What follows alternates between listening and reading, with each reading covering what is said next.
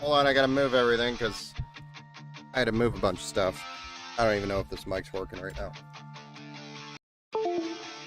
And then I gotta power on my second monitor. Hopefully that worked. Hey, what's up, guys? Hold on, my monitors have to go through a freakout session. So I just turned one on. Alright.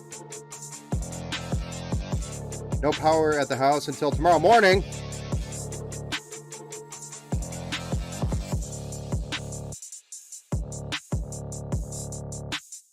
Well, holy crap, man. I'm sorry. Sorry to hear that. Unprepared. Imagine. Yeah. Imagine trying to go to Micro Center to get parts for a build that needs to be done today. Imagine that.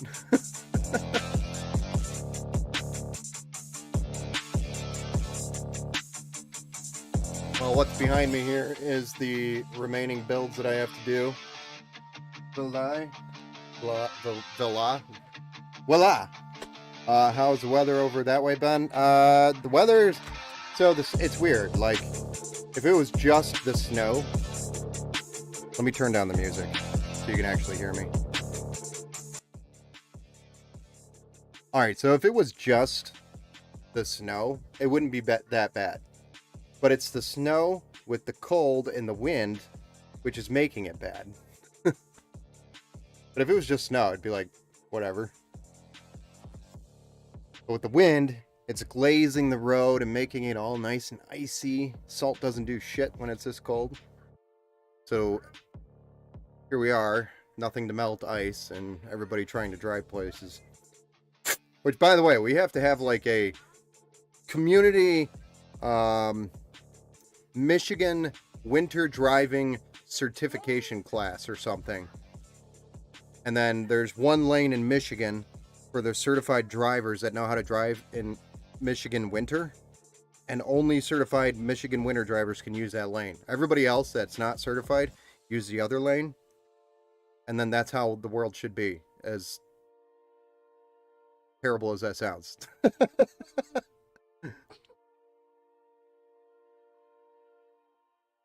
No, it's, the wind's pretty bad.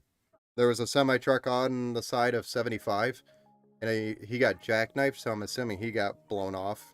There was no other car, it was just him on the side of the road. And it was actually a Bud Light truck, so somebody's not getting their Bud Light delivery today, which, you know, Bud Light's just water anyway.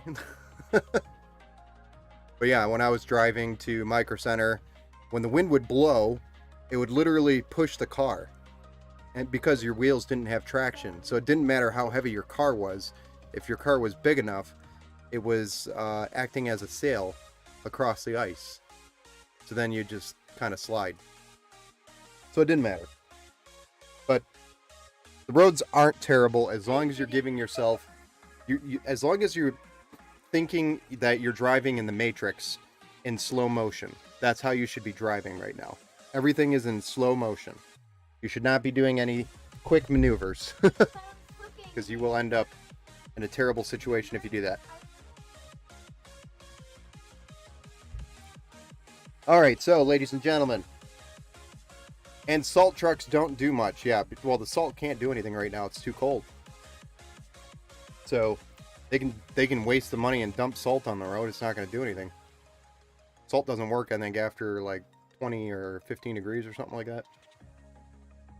All it does is it'll melt the water right next to the piece of salt, but then it immediately freezes again.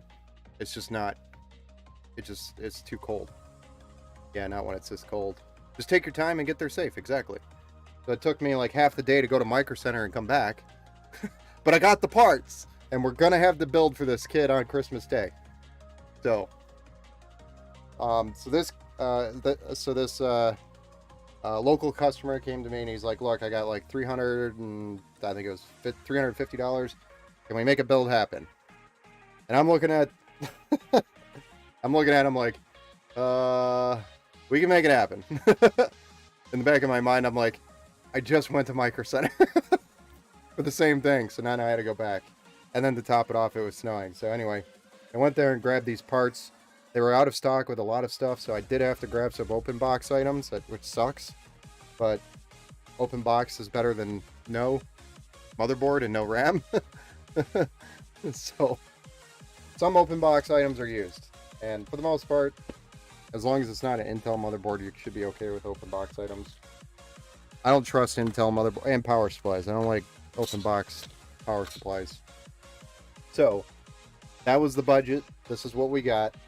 This video card is actually from my inventory. It's by BioStore, or I'm sorry, Yeston.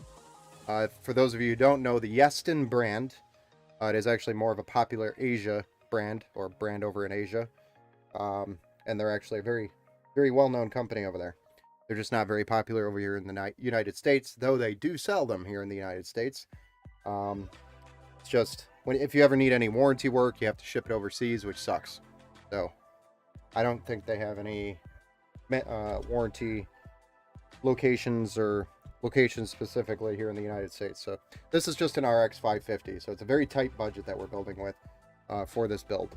But it's a kid's first gaming PC, and it's for Christmas. So, and Dad was trying to locate a builder that he could trust, and he just came across us. So that's why we're doing it. Doesn't have to always be the biggest, baddest computer there is. This one is actually pretty good for 350 bucks, in my opinion, right now in 2022. Not bad at all. So we got a B450, a Ryzen 5 4500. 16 gigabytes of DDR4 3200, and this is RIP Jaws. We've got a 512 gigabyte SATA SSD, and the B450 has Wi-Fi and Bluetooth on it. So, hey, Merry Christmas! Christmas builds, yeah. And a 500 watt power supply with an RX 550, which is the 4 gig version. So this will pretty much play everything, except it'll struggle with things like Warzone. So it'll be able to play Warzone. You could do it. But it's going to be like 1080p, all the settings as low as possible. And you're going to struggle to get 60 FPS. If he's going to just play Fortnite, it'll be fine. Yeah, exactly. That's pretty much what it is. And once he's ready, you know, if next year for Christmas he wants to upgrade a graphics card, I mean, if $350 is a budget for his dad, he can get a graphics card for 350 bucks and throw it in there, no problem. And then he's got a really good gaming PC. So this is a great start to set him up to start playing. You know, because you could grow with it. The case we're going to be using is the Montech X1. Again, cheap fans in there, but tight budget for 50 bucks. It's a white case with 4 fans. It's got a front mesh and a tempered glass side panel. A little bit tight in the back to build with for cable management, but it's not bad. It's a great case to start out with, and it's a ATX mid tower. So. Anyway, without further ado, let's go ahead and get this thing rolling. The other thing I couldn't fit in this budget is a something better than the stock cooler. So we are going with the Stealth Wraith, which I hate myself for, but literally, I'm not making a dime on this build. It is literally the entire budget's on this build, so I'm not making anything off of it. This is 100% on the parts. I actually threw the card in there for free. I had it sitting around. It's one of my testing cards that I was using to test if a PCI port or a graphics card was bad. It's one I would swap out with. So, but it's perfectly fine. There's nothing wrong with the card. It's just I got it in an upgrade and then it just sat. So, throwing the card in there and pretty much doing the build for free. So that's what we do to make a Christmas happen.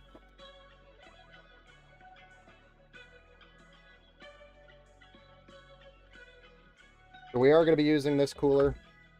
This is the first time I've used a Stealth Wraith, I think, in the year of 2022. First time. I'm pretty sure. I just don't... It's not that they're bad coolers, they're fine. It's just... they're not as good as some of the aftermarket, and you can get aftermarkets for like 30 bucks, so it's... why wouldn't you? It's just there was no room for anything extra.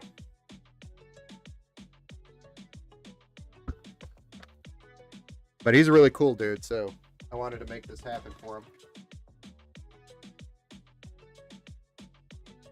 There we go. We got the Ryzen 4500 in there. So it's a Ryzen 5 4500. It's got 6 cores, 12 threads.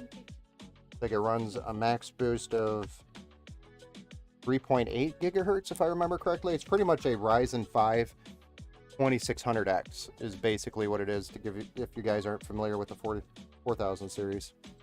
It was a filler processor between the 3600 or the I'm sorry, the 5600 and the 5500, should I say, and the 3600. So it was a filler when it's basically a beefed up 2600X.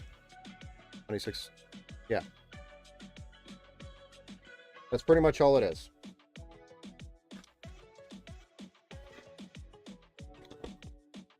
So it's a, you know, decent enough build to start with, and plays all the games right now anyway. Should we use the default thermal paste? You know what? What am I doing? I have a better idea. Screw the stealth rate. Hold on, guys. I got something cool. This is Christmas. This is a kid's first PC. I want it cool. What am I doing? Let me throw this back in the box. I have like, by the way, if anybody needs any stealth coolers, I have like 50 of them. So if you want them, I'll ship them to you. If you pay for shipping. Yeah. Hold on one second. I gotta go in a box down here.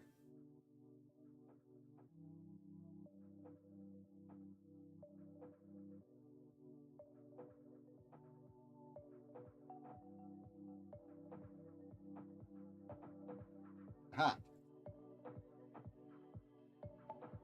What do you think about AMD? This is the Wraith Prism. This one's got RGB on it. How much RAM? This is 16 gigabytes of DDR4 3200.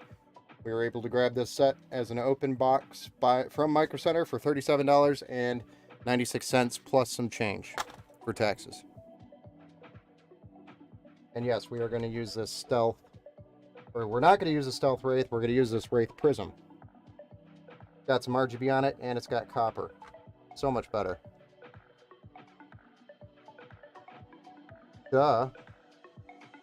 This is just, these are just coolers and things that I have just lying around that I'm never going to use.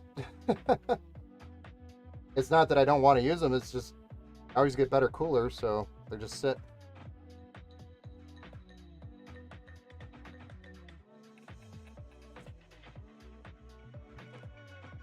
This one's actually really good because of the copper. It's actually a decent cooler. Just I would prefer, if I had the option, to do a tower air cooler over the traditional cooler like this. Let's get some thermal paste on there. Where'd that go?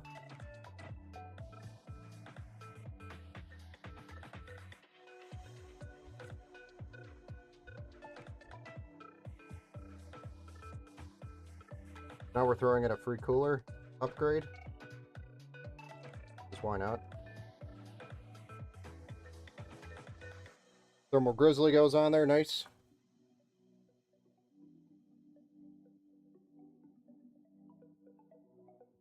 So if you've ever dealt with these before, it's got like a little lever mechanism that you flip around to lock it in place because it pulls it. But these just go around the lips here on the motherboard. That's what I'm going to do here, is get it on.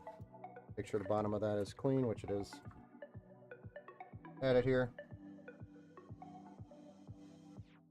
And then I got to lean over and get this arm on there. Get the hook.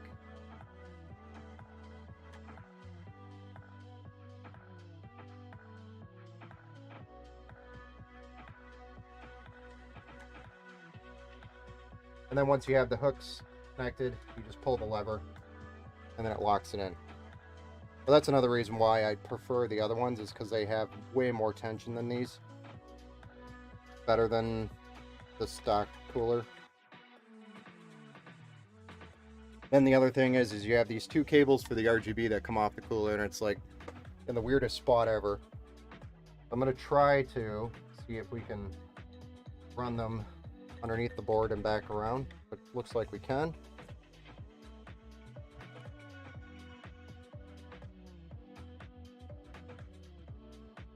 But there's only one USB port, and I know that's going to be used for the... I guess we're going to use the RGB. The 12-volt RGB connection, because the other one is going to be used by the case. This is 4 pins, 12-volt RGB. For this RGB connection on the cooler. You could have used the USB, and that would have given you addressable RGB. Because then you just use the software, the AMD software, to control it. But there we go. The reason why I ran this cable down below is because if I try to run that through the case and back up, it's just never going to fit. The only other option is to run it down, and it just looks like poop when you do that. Hey, I'm the guy that you're building for, and can't even begin to express how much I appreciate this, man. We've gone above and beyond, and 2 days before Christmas to make sure my son's Christmas is great. Thank you so much. No problem. And it was this morning that you were messaging me. But yeah, for sure, man. No problem. Hey, I'm just, we put a different cooler on here because we're not going to use that Stealth Wraith, and I have these just sitting around, so get some RGB in there. And then we're grabbing the RAM and going to get this RAM installed. And this is recorded, so you can always show him this video when he gets his PC. So add a little cool factor for him too. Right?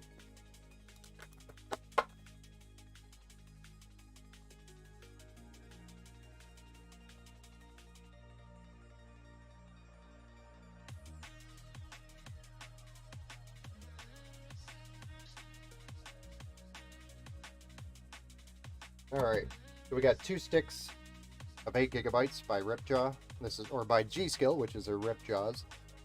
This is version 5, which is DDR4, 3200 megahertz, total of 16 gigabytes going in there. Hey girl, what's going on? Oh yeah? Oh, hey.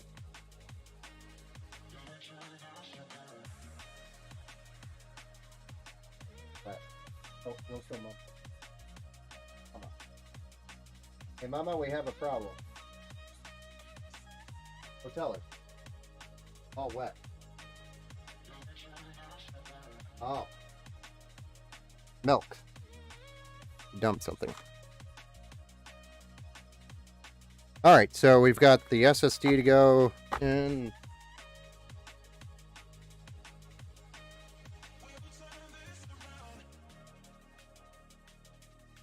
Alright, so we're ready for the case because we got the motherboard ready to go.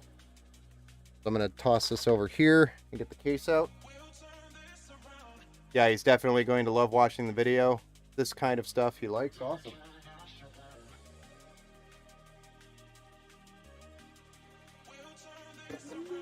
Oh boy.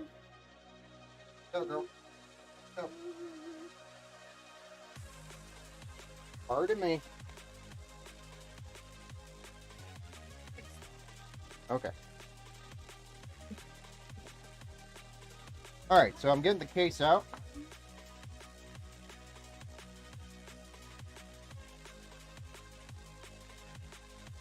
Maybe.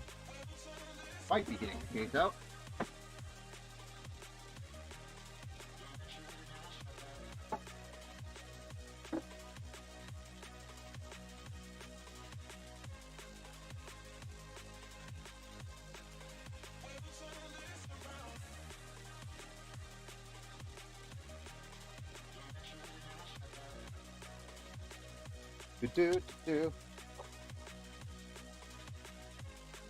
Removing the 4 screws to gain access to the internals. Remove the glass panel. Safely tuck that away inside the box so that it's not going to get damaged while we're working. Montex machines put these other 2 screws on way too tight.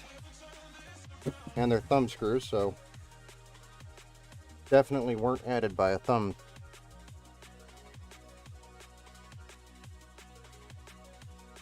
remove the back panel. Put that away for safekeeping.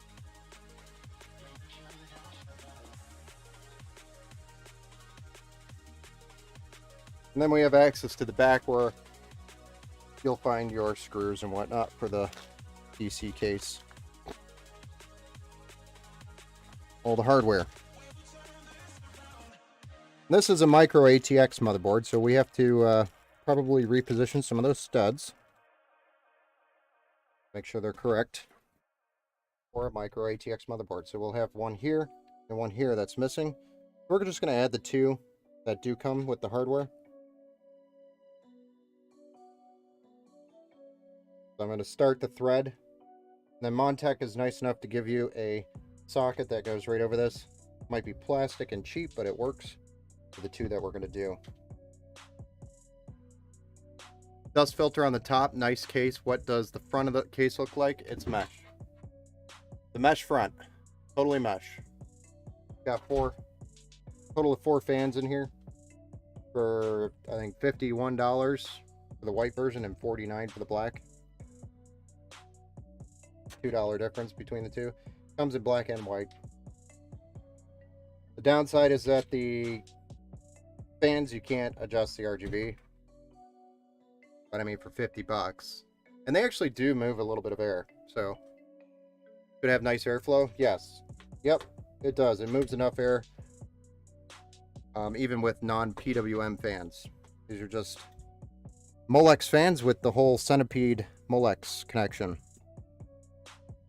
So, what I mean by Centipede Molex connection, where you have a centipede of Molexes plugged into one another.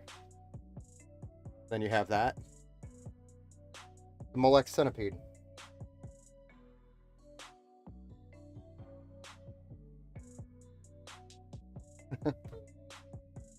How many people have seen a Molex Centipede? Alright, so I'm going to break these wires down and then send them to the back. Get them out of our way. They don't need to be here.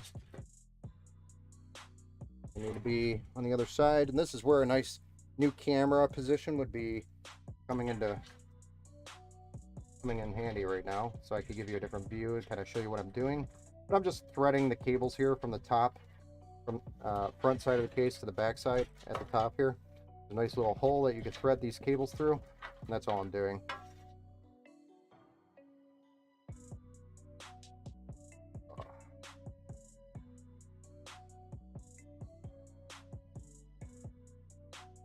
Come on. Now I'm fighting with the USB 3 cable. Seems to be disagreeing with me. Alright, and then the last bit is my power reset, hard drive LED, power LED connections, which we also have to thread through. I'm going to thread these through behind the other cables, and it'll hold them nice and tight and make it a little neater. Keep these cables out of the front of the PC and send it to the back. Get back there. You don't belong up here. There we go. A lot cleaner. So I was just threading it up, threading the cables in up here.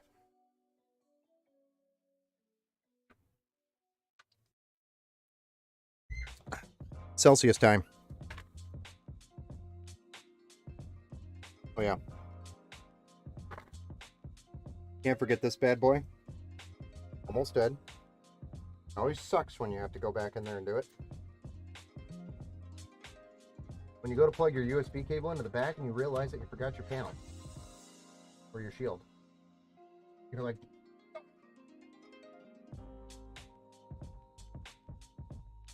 Homer Simpson dope.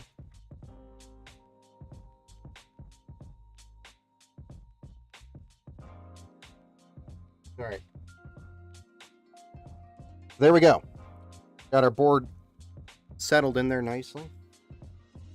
Then it's just going to be it's just going to take 6 screws, mount this bad boy, and hold it or secure it to its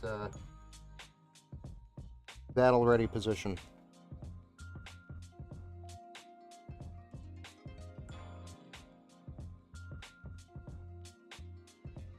And then I'll pull these cables around and straighten them out a little bit here and get this board secured. Whenever I put a motherboard in a case, my biggest fear is to stand it back up and then have it fall out. Never happened to me, and I don't ever want it to happen to me.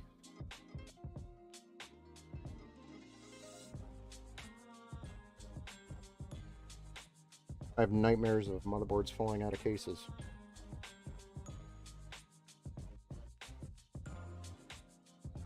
By the way, guys, if you haven't noticed, I am now wearing readers to build, because that's how tired my eyes are. I'm so tired from staying up so late building the last couple weeks. I had to start wearing readers so I could see the small things anyway, like fine details I was struggling to see. We'll just kind of straighten that out a little bit. This out a little bit. It looks a little cleaner, you know.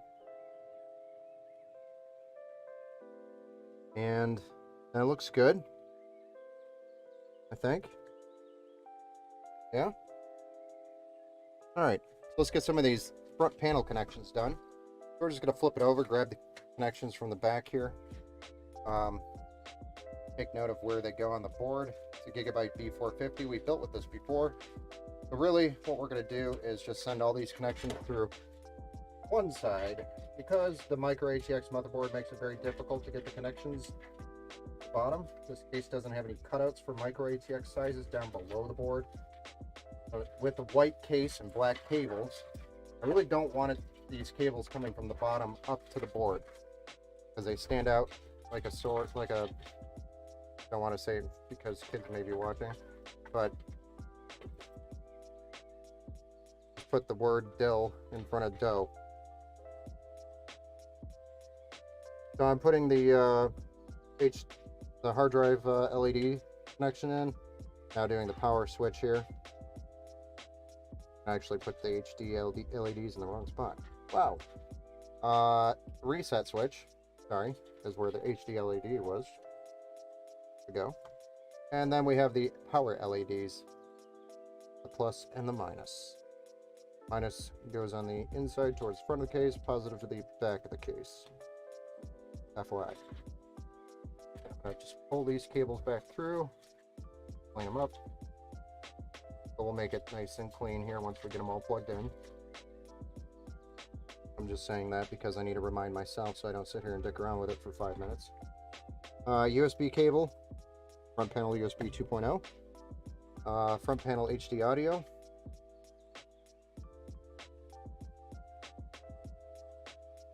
And then finally, last but not least, our USB 3.0 connection, which is also here at the bottom. I'm actually going to come in from the bottom up on these cables. And pull this through. There we go. Pull it through. I said pull it through!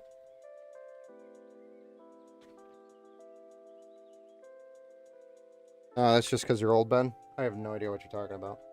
I'm just tired. I'm not old. You're just saying that. Trying to hurt me. Trying to get to me. Hurt my feelings. Call me old.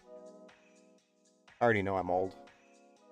I'm actually going to have to take this hoodie off. It is getting way too hot in here.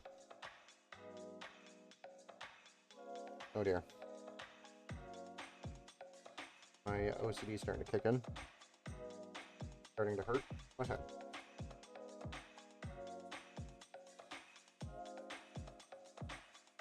Ah! Forgot one thing. I need my SATA cables, which are also going to run through this blob of cables. So don't zip tie it yet, Ben. You gotta put your SATA cables in. So I'm gonna run both SATA cables, though we only need one. I'm gonna run both so he has them available for future storage upgrades. That'd be smart too.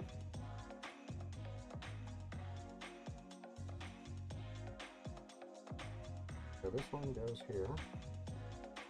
Okay. Okay.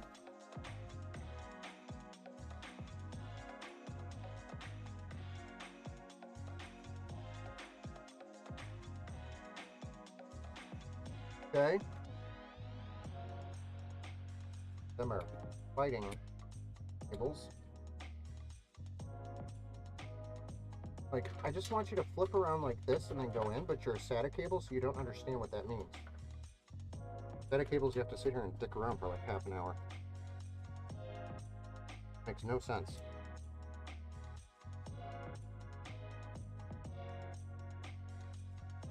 I remember back in the day when you had to do IDE cables.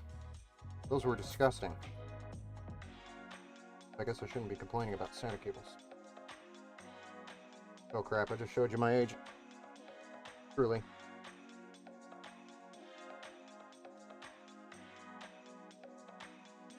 Bet all you kids here are like, what the hell is an IDE cable?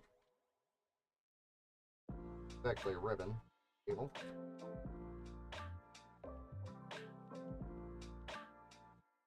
Right out, we got our zip ties nice and zipped up. Our little wire harness coming off the bottom of this motherboard looks a lot cleaner than it did.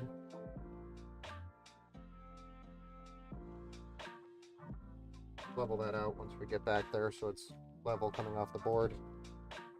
Well, that's about as clean as it's ever going to get. Just because instead of having a bunch of cables going from bottom of the case to the bottom of the board, a lot better looking, in my opinion.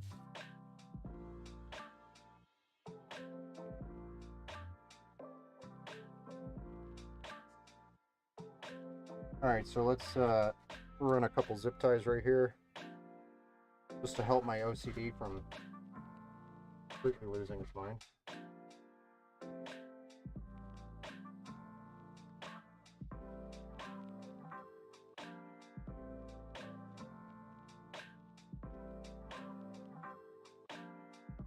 Then we'll slap the video card in there, slap a power supply in there, fire it up, make sure it posts, move on to the next build. Once it posts, we go. That's the goal here. We go, go, go.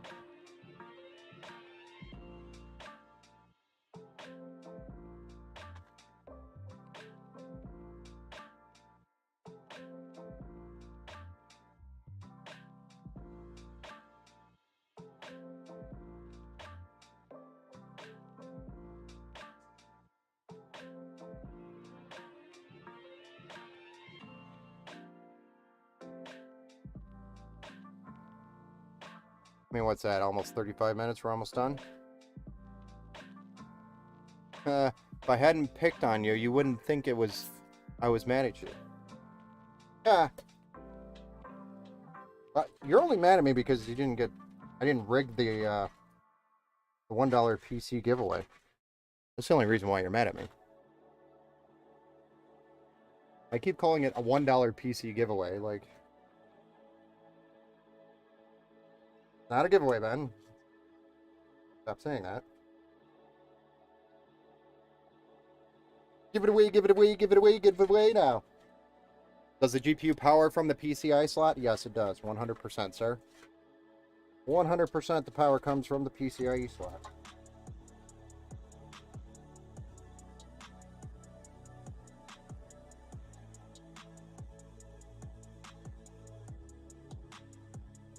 The small time card. Not the biggest, baddest card.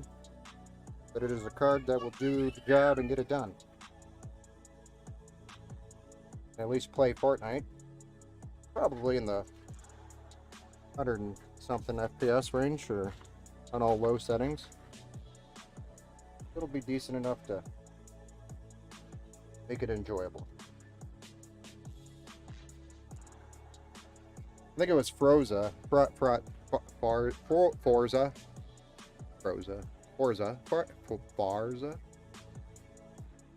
he wanted to play.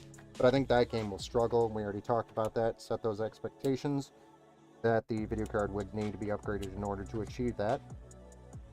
It's playable, but it's not going to be the best experience. So, oh yeah, I forgot we have an SSD still. We're gonna send this SATA cable through here. This one right here for future use. Ah! So there's a SSD tray here at the bottom of the PC on the inside, so it's kind of an interesting design. That's your 2.5 SSD tray. You could also probably put it on the back or the top of the hard drive tray, but I prefer to put it on the inside and save that for a hard drive if they want to add more storage in the future. It'd make it easier without having to move a SSD. I was helping my wife make Christmas cookies. Oh, nice.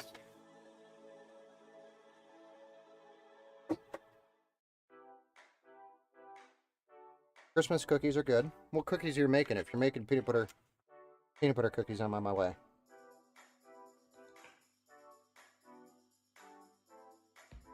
I'm a Reese's peanut butter addict. I'm here to admit it. We could go through council and talk about it, but I'll admit it right now. I'm an addict. No, you won't change me. It's not going to change ever. I love Reese's. That will never change. So really, anything peanut butter and chocolate wins my heart.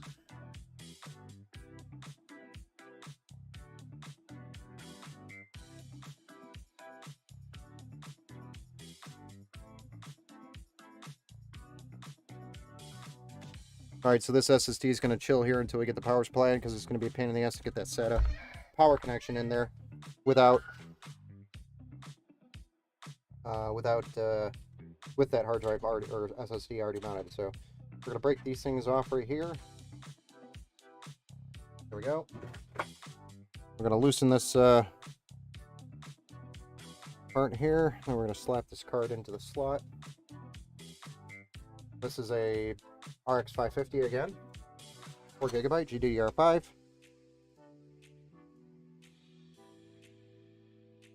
Holy crap. Either the board's warped or the case is totally warped. I think it's the case, but it could be a combination of the board and the case. There we go. Just need to make sure as you're putting the card in that it, on these cheap cases, hold on.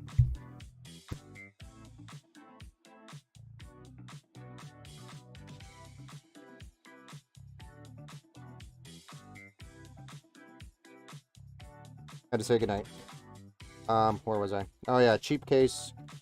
When you're putting the card in, you gotta make sure that the card is, god damn, not hiding, or the HDMI ports, display port, and everything, display ports in general, on the card, and not being hidden by the metal on the case, because sometimes your card will be kind of slanted up a little bit, and then the metal on the case will actually hide those ports, so you can't plug in your HDMI cable, and you don't realize until you're done building trying to plug an HDMI cable in that you can't do that.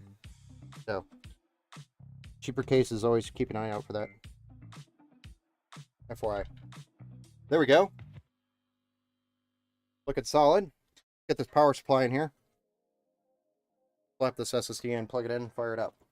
Moving on.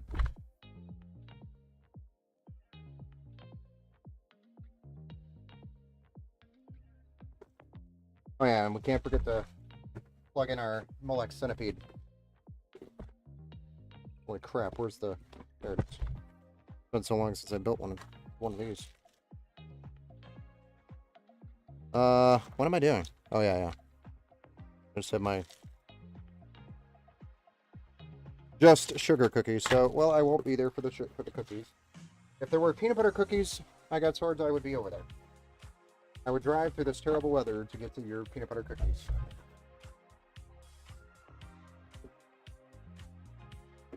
You building the rest on stream tonight? Sure, why not? If you want me to, I will. They're all going to be pretty quick. Honestly. Probably about an hour long each, and if I do them all, maybe I'll just do one at a time and see where we're at. How about that? And I might have to take a break after this one, though. Like a quick 5-minute break after this build. I've been going all day, guys. I don't know about you. And then the other day I did not sleep. I was up all night building, trying to get these orders done before the storm. I didn't want local people driving to pick them up in the storm. I didn't know how bad it was going to be. You know, when we first heard about the storm, it was going to be like insane, like record-breaking snow and shit. And I'm like, this is not good. Got people that need to be picking up on Friday. So I busted my butt and got a bunch of orders done on Thursday so that they could come pick up Thursday evening instead. Yesterday. But it meant I didn't get to sleep until Friday. Well, Thursday. Well, yeah, I was actually up Friday, finishing up some stuff that I still owed. Like Logan, for example, I owed him an estimate. So, putting that together and sending it over. I will admit I was probably not in the greatest position to write that estimate, so I redid a couple of them this morning or today at some point. Try to get better pricing on things. Shopped around. Tried my best. All right. So power 24 pin for the motherboard. We're gonna send it through here. Why are you acting so weird, power cord? Stop. Then we have CPU power. This one's just going to kind of freely just run up here because there's no wiggle... Holy crap. There's no wiggle room for this cable. There we go. Then we have a SATA power connection for the SSD that we need to deal with when we flip it over, so we're going to grab that cable. Kind of just run it through here.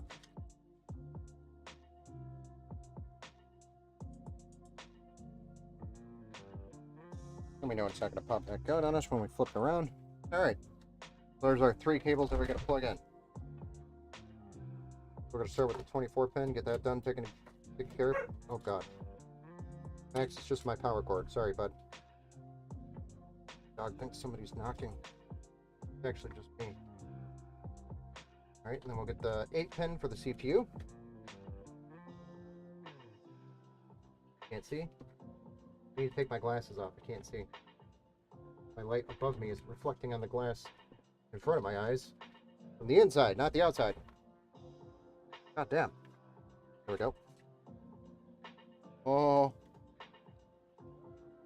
Almost knocked over half my stream. That would have been funny. Dedication, Ben? You're a great person. I try, sir. Oh, okay, so SATA. I know I don't build with these very often, but this is a SATA SSD. Usually we use M.2.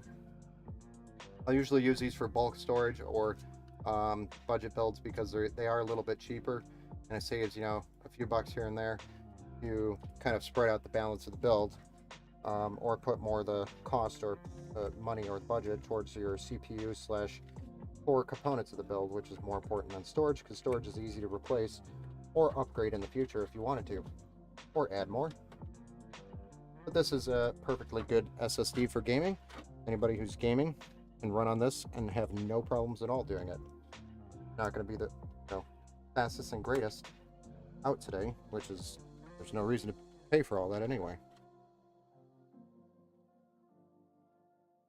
If I was Dave Ramsey, I'd be building with SSDs only and SATA SSDs because they're cheaper. And you go save your money. Okay. So, there you go.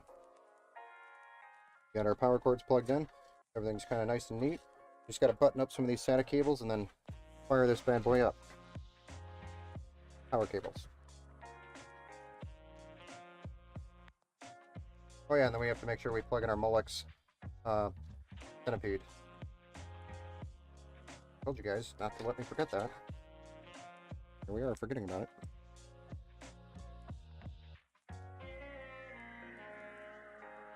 Nobody's sitting here telling me, hey Ben, don't forget about the Molex Centipede.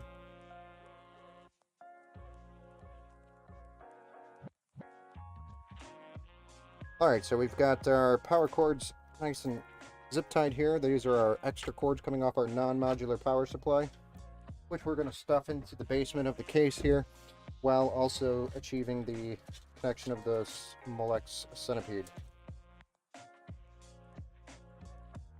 And first we're going to fight with the SATA power cable, because why not? Since you want to fight with us right now. In our way. I'm just going to pull it out of our way. What the hell? I don't know what I did to it to make it so mad. Okay, here we go. Not like I talk shit about it.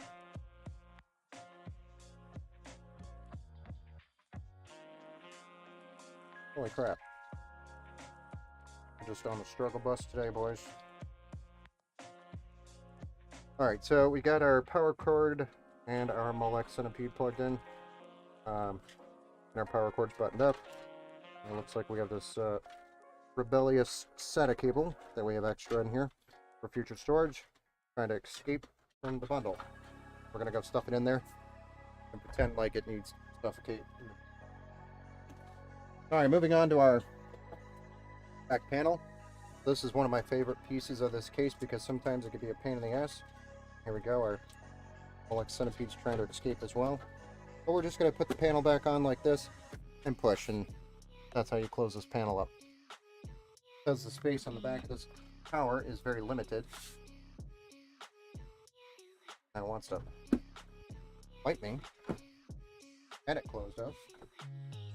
Oh, not done yet.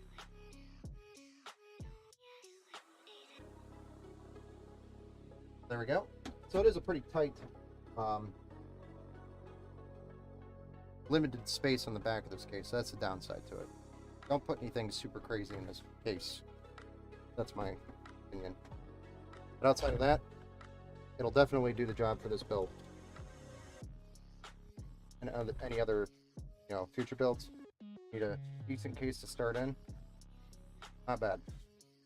Especially for the price. Molex. Did I say something else from Molex? Don't forget about the Moped Centipede. The moped? Moped? Great, I just touched. Thank God it has something on there. Okay.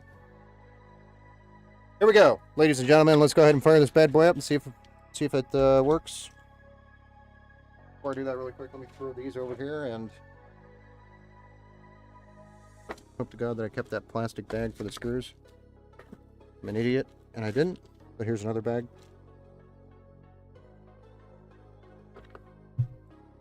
Put those in the box so I don't misplace them.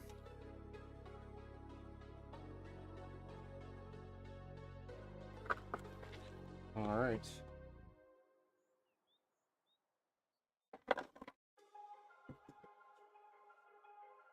Fire this bad boy up, shall we? Looking for a post. Solid 100% post.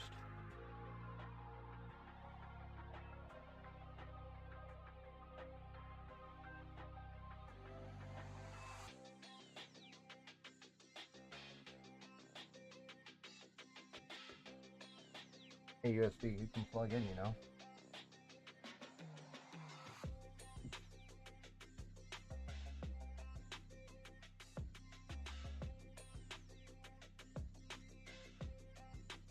Here we go. 3, 2, 1. Ladies and gentlemen, it lives.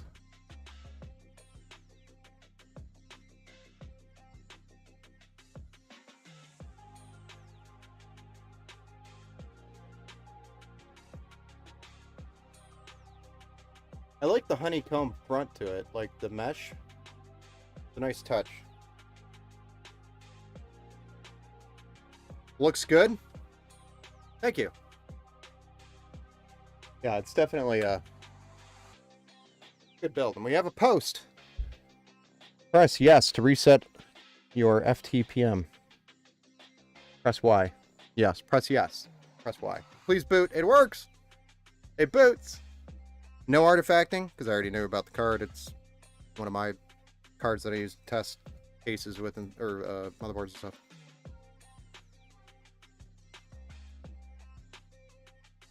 Then I actually, most of the time I don't like branding on cases, but this is actually a cool font because it's reflective and it's like a silver.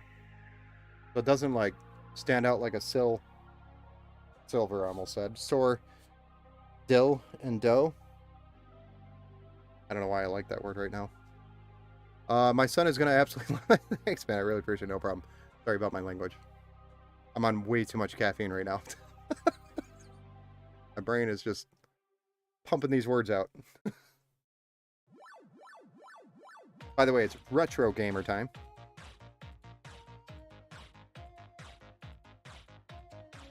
But yes, sir, it's built. Now we have to do the software side. So we gotta install Windows, install drivers, update the BIOS because the BIOS probably is from 2021. Load the XMP and then run it through the battle tested phase, and then make sure it tests good, which I'm sure it will. Seems pretty solid to me. I don't see anything wrong with it as of right now. It's booting up just fine, so probably gonna be perfectly fine. Outside of that, then it's just boxing up and waiting for you to pick it up. You run tests on this, like memtest. So probably won't run memtest on this one, but I will run a tool. What's the name of that tool? Crap. Drawing a blank on the benchmark, but it runs it runs a memory test. Just not as extensive as memtest to go across all of it. It's just to sweep it and make sure no blue screens are going to pop up. And it's pretty quick. Well, it's like 15-20 minutes long. For 16 gigabytes, it's like 20 minutes long. But it also, usually I'll run Cinebench as well to make sure I burn that CPU in and cook it intentionally to make sure that the cooler is keeping it cool where it's supposed to. Because if not, it could be the cooler that's not mounted correctly. It could be that the pump, if it was an AIO, was not flowing correctly or pushing the liquid through correctly. Maybe the pump isn't working at all. Could be that the fan curve isn't set right for the system, so we have to adjust that stuff. Make sure it's tuned to perform and cool. Alright guys, you want to give me like 5 minutes? I'm gonna go grab another drink and hit the restroom really quick. I'll be right back. And I'm probably gonna run outside and grab something. Hey, that's good to test too? Yes. Yep, and then of course we're going to run a graphics test to make sure the graphics card can handle a load, make sure the graphics card, the CPU, and the RAM get hot, and the SSD is getting used as well, the read writes. So everything gets used and tested. Power supply is the only thing I really don't test other than plugging it in. If it works, it works. If it doesn't, it doesn't. If it's an open box, then I usually plug in a tester to make sure it fires up and doesn't pop. But I don't really use open box power supplies at all anymore because it's not a good idea. It's a waste of time because half the time they're usually open box for a reason. Then back. But the power supply will identify itself as a problem usually under the load tests once it starts hitting loads on the CPU or the graphics card. So that's usually when a power supply will present a problem.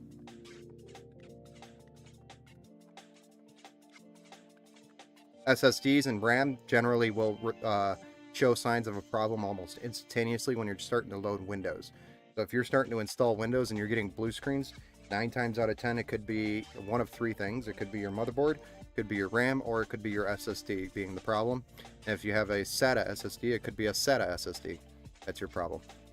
So could be several different things that's causing the problem. So anyway, I'm going to let this run for a minute. I'm going to go take my 5 minutes, and I'll be right back, and then we'll start on the second build. We'll pull this off the bench, put the glass on, and then set it aside.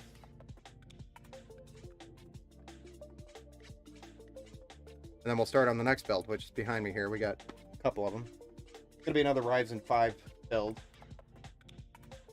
Oh, it's Gen 4 ready. Oh. Didn't know that. No, I knew that. It's the motherboard that's not, right? Same motherboard, too. Kind of funny. But it's mostly because Micro Center had such a good deal for them, so. Could not go with these bundles. Anyway, be right back.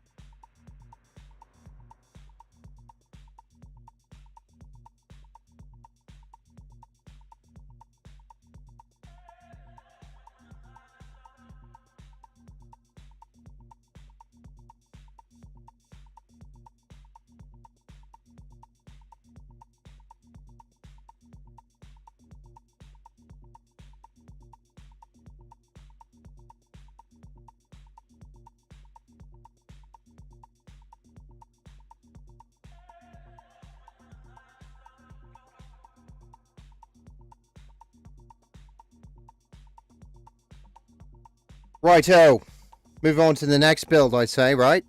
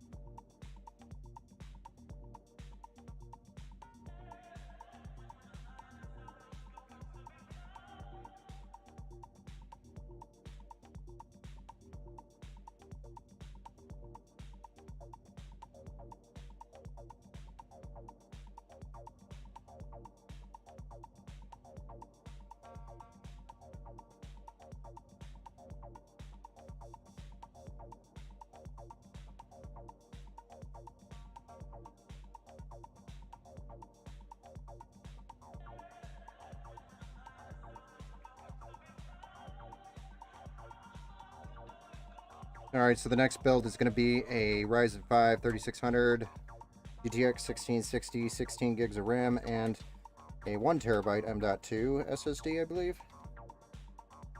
Solid build. I think we have a 600 watt. Going to be in a LandCool 205M mesh case, so it's the case, same case that we built in for your nephew, Scotty, except it's white.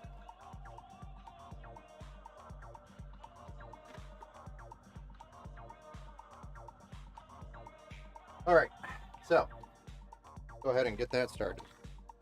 SSD, RAM, Force Falcon.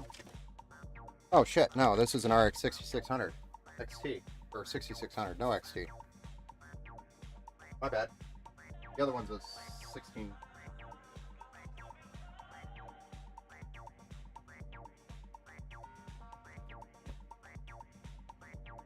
So Ryzen 5 3600. I got another B450M DS3H Wi-Fi motherboard. These are really great budget-friendly boards that have a lot of great upgradable features on them. And it includes the Wi-Fi. I absolutely hate using those PCIe Wi-Fi cards because they just suck. They, for awareness, I don't know if the newer ones, the Wi-Fi 6E, but the Wi-Fi 6 PCIe cards randomly stop working all the time.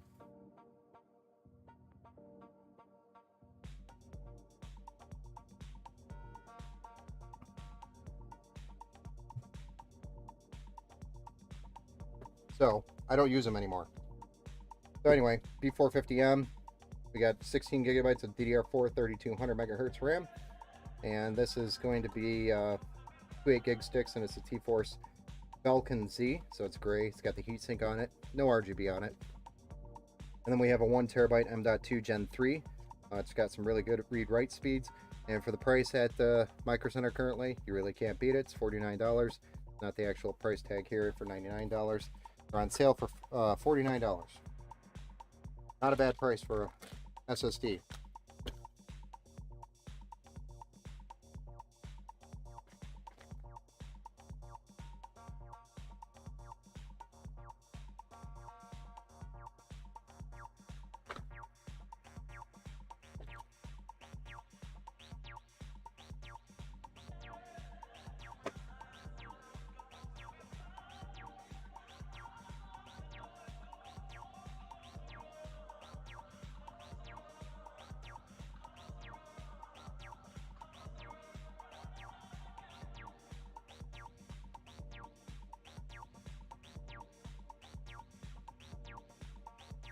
Much better. Now I can see. Alright, so Ryzen 5. Part. And so this one we have an actual white SC21 or 214 XT cooler by ID Cooling. A nice tower air cooler with 4 heat pipes. 120 millimeter addressable RGB PWM fan. Once again, won't be using the stealth air cooler.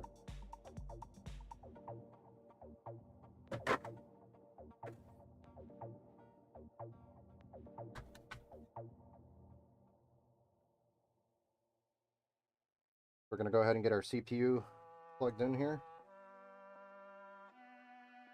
Goes right into the socket nice and easy.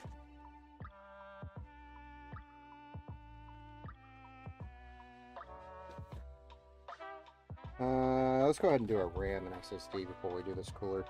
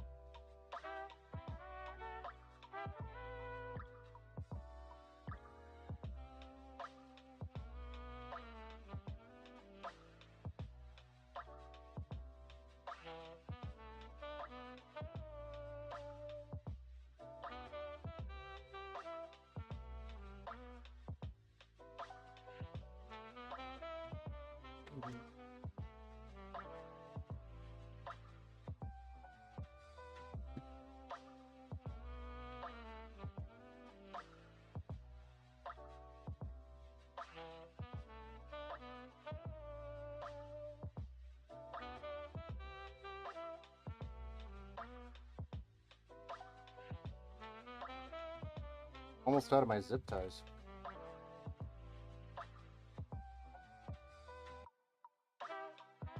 Believe it or not.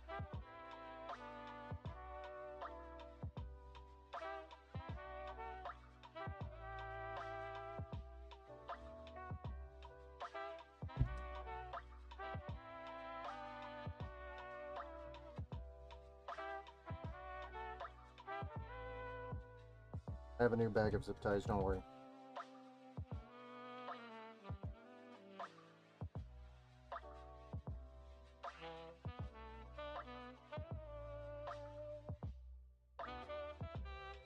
This cooler mounting kit does not actually use the stock plastic brackets. It uses its own brackets, so but we do use the mounting plate on the back of the motherboard that does come with the motherboard.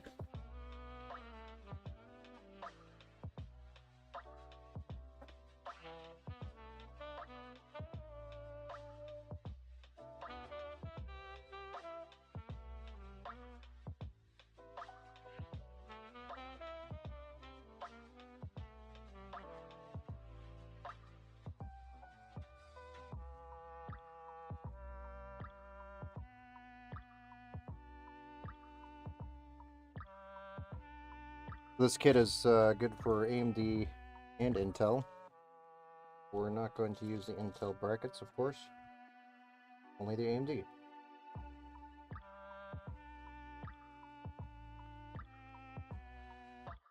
And it has LGA 1700 support for awareness.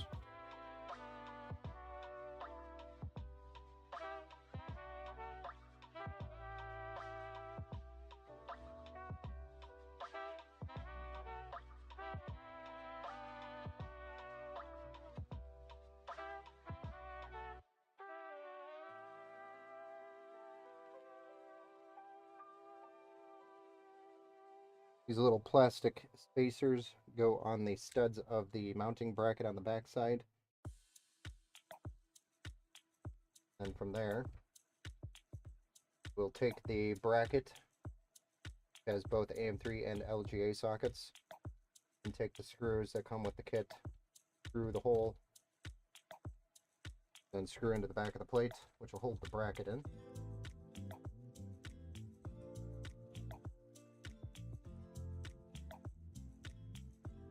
Two different types of screw here. One's for LGA, the other one is for your AMD threads. Two different types of screws with two different types of threads for awareness. We're using the silver for the AMD back plate. The black ones are for your Intel back plate.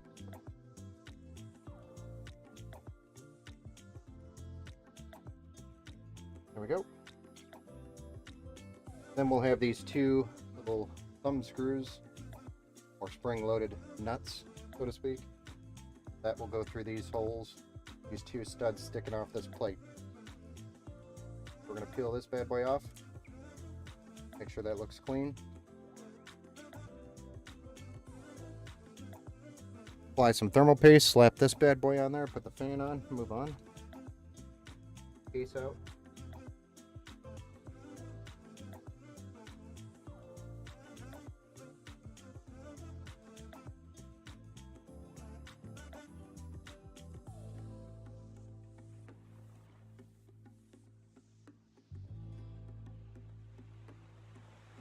You can see here the pipes kind of slant off and go up this way. That's to offset for the fan going on this side without covering your ram for your slot. So it just sits there nicely. Then I just put the thumb screws in here.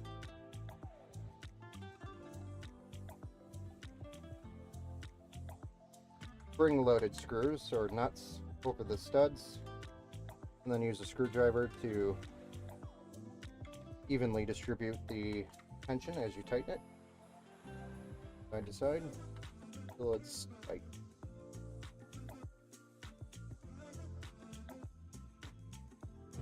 All right, and then let's get the fan out. Mount that with the little metal brackets. Come with the fan, with the kit.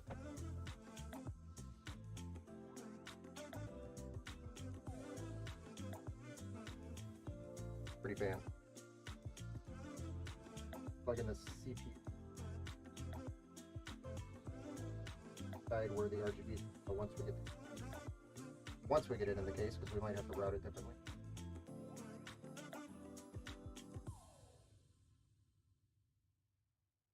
These are little clip brackets. They grab the edge of the fan and then they clip to the heatsink or the aluminum fins.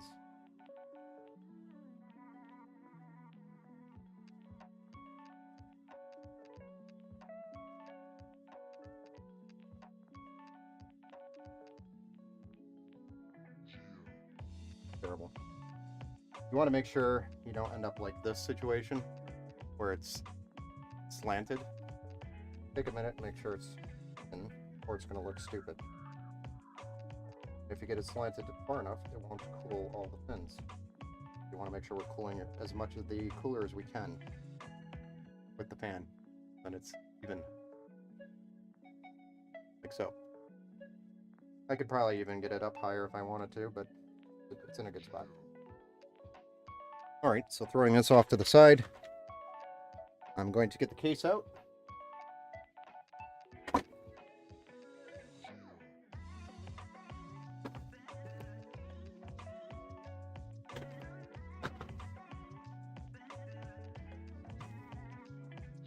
Again, the case that we're using is a Landcool 205M mesh. Nice front mesh to it.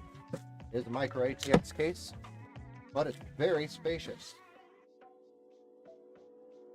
I very much so like this case a lot. For a micro ATX case, it does have a lot of good qualities for it.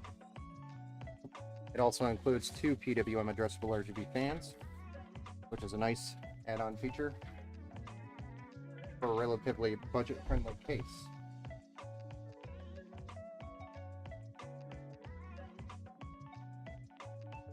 What we call pressing.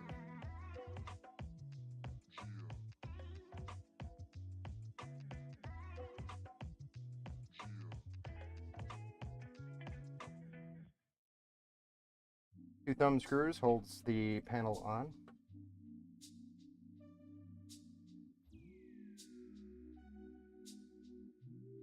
Again, I'm going to set the panels into the box so that they're protected and safe for the duration of this build. I also have some additional Lian Li fans because it does not include top or rear fans in the case. So I do have 3 fans. They're Lian Li fans to add to this case. Optimize its cooling because it is a smaller case. We want to make sure there's plenty of airflow.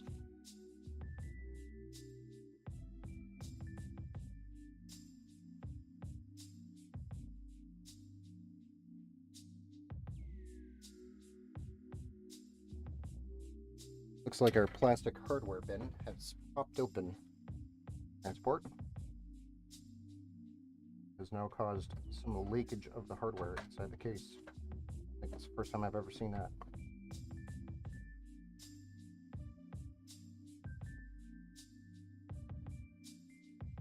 Interesting. I was wondering why these little black rubber things were popping out when I was pulling the case out. Why are you coming out? I did not ask for you, sir.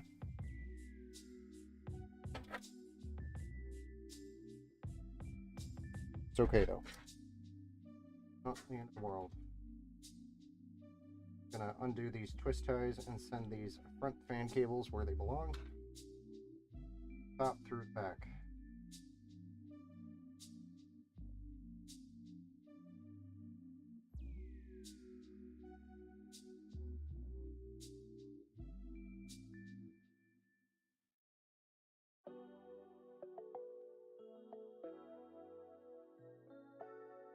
Up. Push it.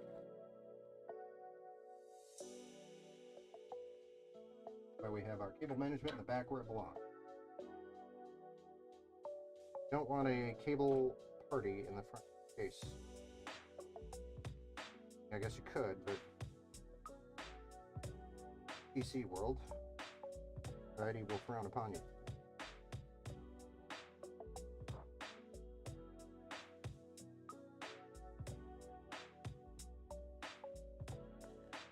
Not a standard. Anyway, the cables for the second fan, I'm going to run towards the bottom because running them back up the top just doesn't make sense to do that.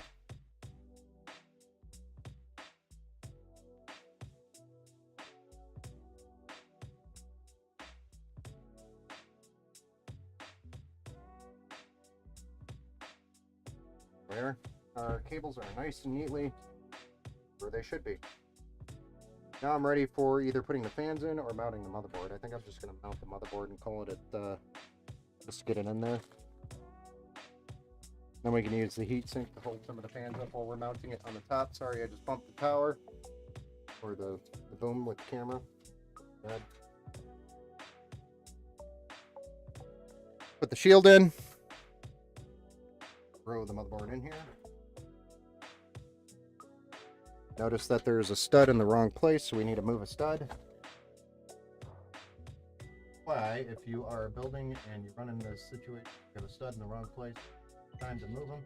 Because if you don't, you'll have some grounding issues. Grounding issues will cause more problems than you could think, including fry your motherboard. Always make sure your studs are in the right place. Dad joke there for you as well if you need to use one.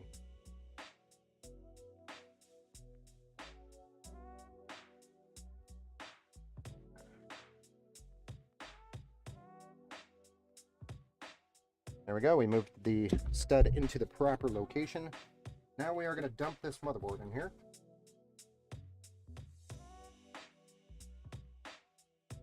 Lines up perfectly. Then we're going to get our bag of hardware opened up here, so we have the screws for mounting the motherboard to the case. We don't want our motherboard just flopping around in here like a half-dead fish.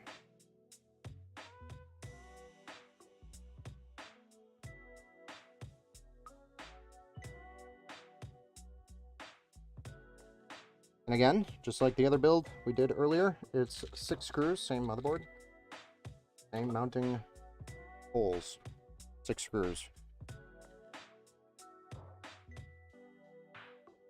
Top, 2 in the middle, 2 in the bottom.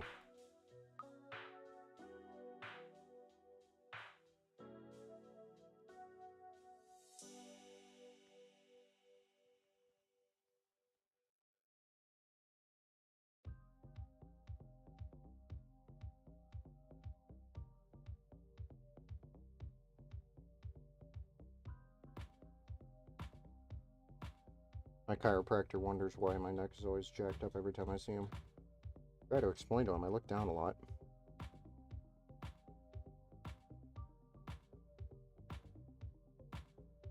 I can feel it. Building the last couple days, I've gotten lazy with my posture.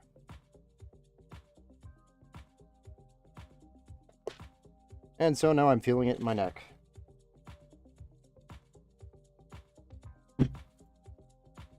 There we go. We got 6 screws in there. Now, I'm going to send these cables through the back where they belong also. This is our CPU cooler fan with our PWM extra cable lengths and also our addressable RGB. You could also tuck these in underneath the heatsink if you don't have a hole here at the top for it. In this case, I do. I'm going to send it back there. And I'm going to decide on the addressable RGB arrangement once I get the 3 other fans in there, because we have, technically we have 3 different RGB connections that are going to happen in the setup. But these 2 are daisy chained. So I can plug this one in with a set of these and use one connection. Then the next 3 are going to go into their own addressable RGB header. I think that is what we'll do. There we go. Where'd they go? Oh. These are Leon Lee's ST120s. They're about $50, $49.99 actually. They come in black and white options. Hey, do you know if there's a way to fix cross-threaded fab coolers? Cross-threaded fab coolers. Fan coolers. So, not really, no. What's cross-threaded? Is it the bracket underneath that holds it, or is it the screws that hold it? And then what cooler is it? That would be my question for you, sir. Pistol QQ over on Twitch.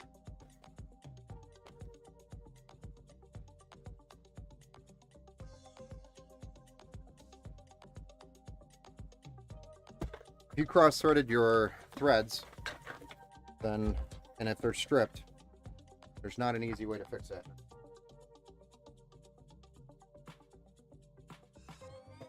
Usually you're buying a new one, and hopefully it's not already on it, cross-threaded, so you can't get it off. That would be a challenge. I'm assuming that's what happened.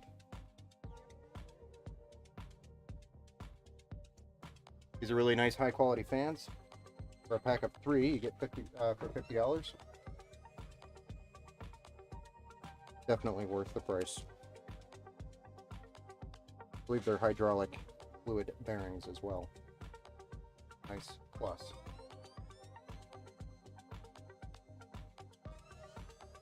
Yeah, they are. And they're addressable RGB, and they're white. Like I said, they also come in black if you are doing a darker build.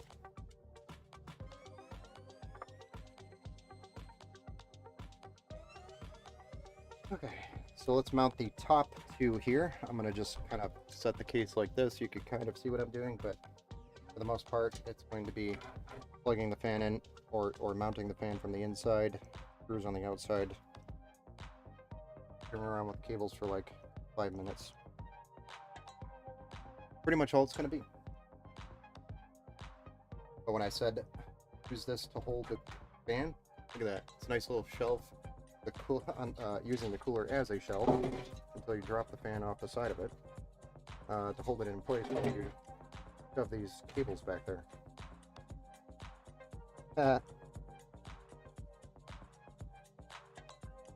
Usually it works.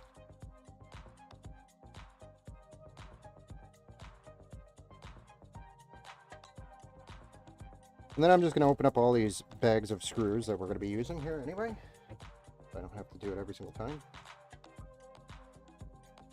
And then I'm going to pretend that I'm left-handed for like 5 seconds as I try to do this. With a screwdriver with my left hand, and I am not left-handed. We're going to pretend I am.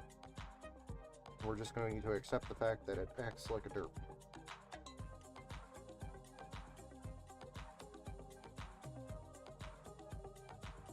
Nope. It's only the one corner, but it's bugging me. What's stripped about it? I need more detail. Is it standard case fan with the self-tapping holes? Self-tapping holes. I don't think I'm following you, sir. Are you talking about like a back plate? Like the motherboard has a back plate?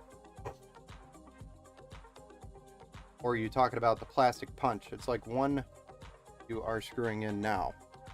Oh, this? Oh, yeah, there's not really a good way to get that off if it's on and I'm assuming the head is stripped so you can't like turn it. I guess my tip would be if that head is stripped out, so you can't get a bite with a screwdriver, is to try first a rubber band. Put a rubber band over the screw, and then put the screwdriver in, and then see if you could push down hard enough. The thread is stripped. Don't think you could do anything with that. If the thread's stripped, it's stripped. I think you're just going to have to get either a new screw or something. So the screw is spinning. I mean, the only thing you could do there is get a bigger screw with a bigger thread. That's literally the only thing you could do, because the metal's gone at that point. So you'd need a new, whatever chunk of metal you're screwing into, which I still don't quite understand what it is. You'd need a new chunk of metal there if it's stripped. And so my recommendation is either a bigger screw or replace whatever you're screwing into. But if it's a cooler on the CPU and only one corner isn't tight, it actually can cause a lot of overheating issues, because the entirety of the cooler is not all the way down, and also creates air in between the CPU and your cooler, or your copper, your metal block that's supposed to be on top of your cooler. Once air gets in there, your thermal paste will start to bubble, and once it bubbles, your thermal paste will lose its life and won't work correctly. So definitely not a good idea to run that thing hot. You can avoid it while it's running like that.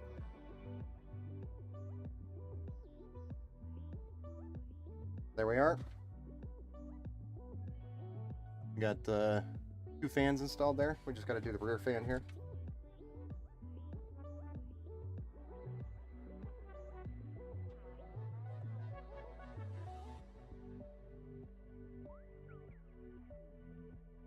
It's located at the front of the case, not the CPU, so it should be okay. Yeah, that should be fine. So it must be, I'm assuming, now that you're telling me it's in the front, is it one of these big screws? Like that? Or is it one of these little ones?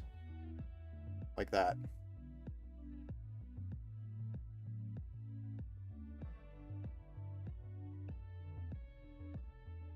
Which screw is it? But if it's just a fan and you have 3 other screws in it, yeah, it's fine. Don't even worry about it. Little ones? Yeah. Dude, you're fine. Don't even worry about it. That just means the plastic, that means the hole in the fan here just got burrowed out. The plastic in the hole got burrowed out, so it's just got no bite to it. The only thing you could do is get a bigger, they do make these with bigger threads on them, so you just have to go get a screw with a bigger thread, and honestly it's not even worth it to go track that down and find one.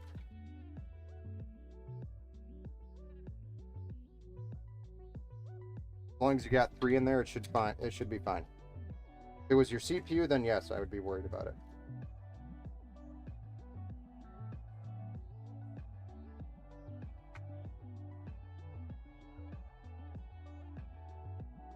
What kind of build do you have?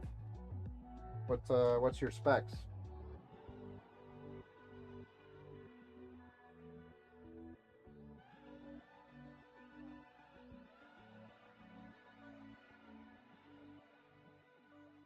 Again, I'm trying to screw this in like I'm left-handed for some reason.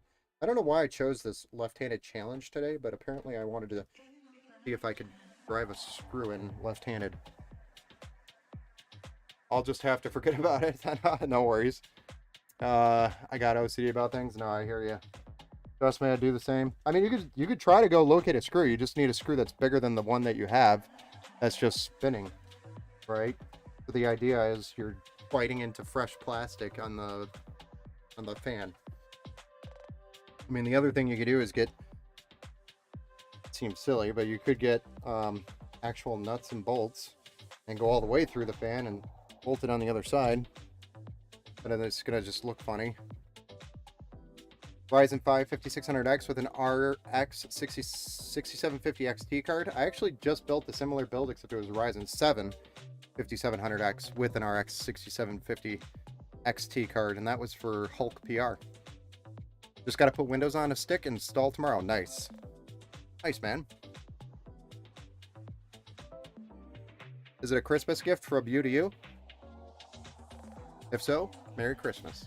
And is it your first PC as well?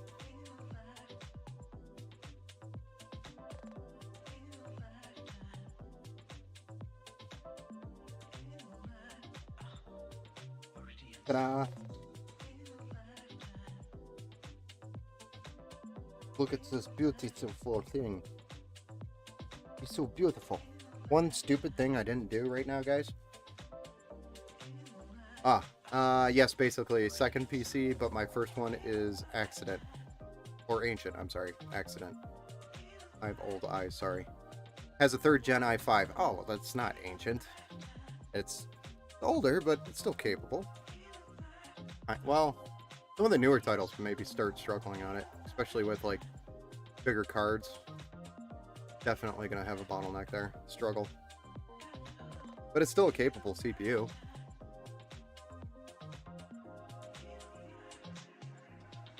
So anyway, I was thinking, I have cable extensions. Why the hell didn't I put my 8-pin CPU power connection, which is, by the way, down in that tight little shit corner here. Excuse my language. But it's really tight.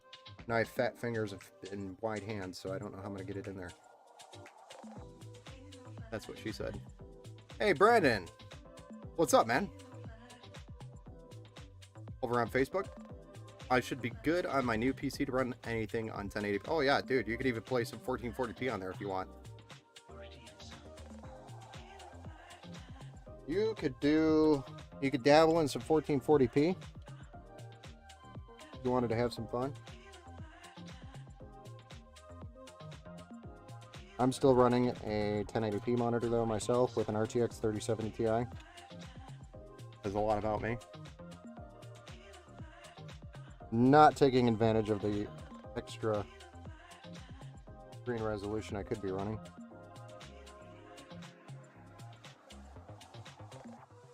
So we are going to be putting in an RX 6600, and before I actually put this card in here, I don't know why I'm doing this, I do want to get some of these front panel connections in, and as well get our RGB connection on for our fans. But those are good to go and done.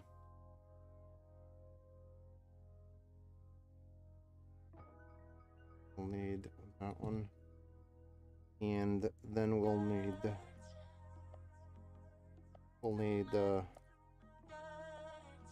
get on those beach. This one. Do do do do do. Then we'll need. Well, this is silly.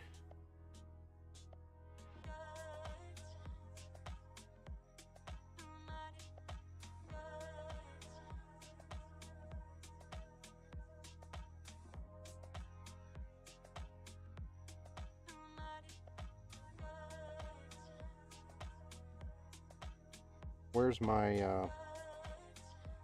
thingamabopper that tells me my thingamabopper? I'm so confused right now. So confused.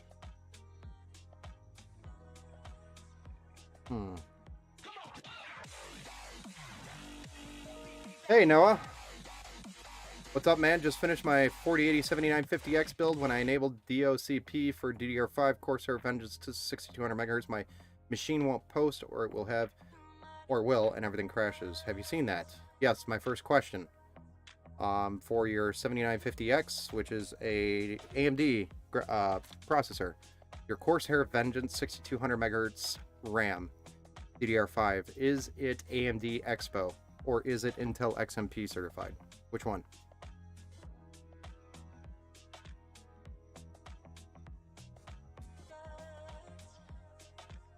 Which one is it? Oh, you went with a Corsair 4000D case pistol? Surprise how good it is. Oh yeah, dude, that Corsair case is really nice. very roomy as well. Some of the other Corsair cases, though, look like they have a lot of space, but then you build in it and they don't have a lot of space, so it could be misleading.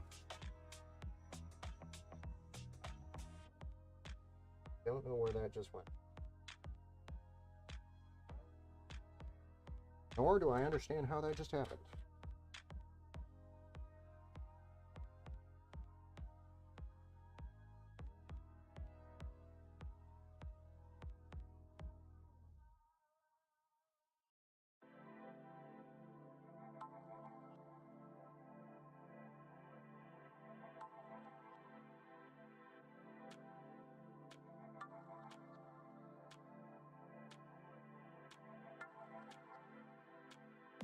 But Noah over on YouTube, let me know. I don't know how much of a delay there is between now and you seeing it, but yeah, let me know if it's Intel XMP RAM, because that is, or if it's AMD Expo. Probably going to be Intel XMP, and that's going to be your problem. And also, did you go dual channel, 2 sticks, or did you have 4 sticks?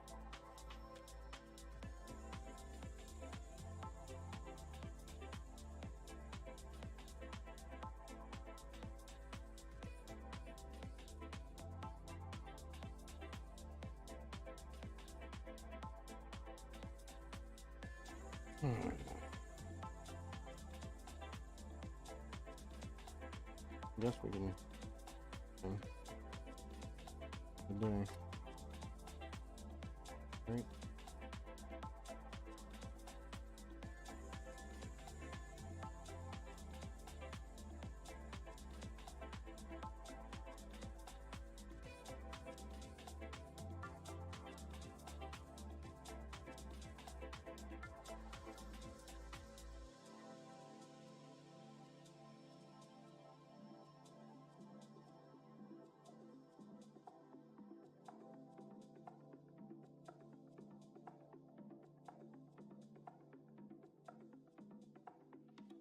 I think that's the answer to my question. It's Intel XMP. Yes.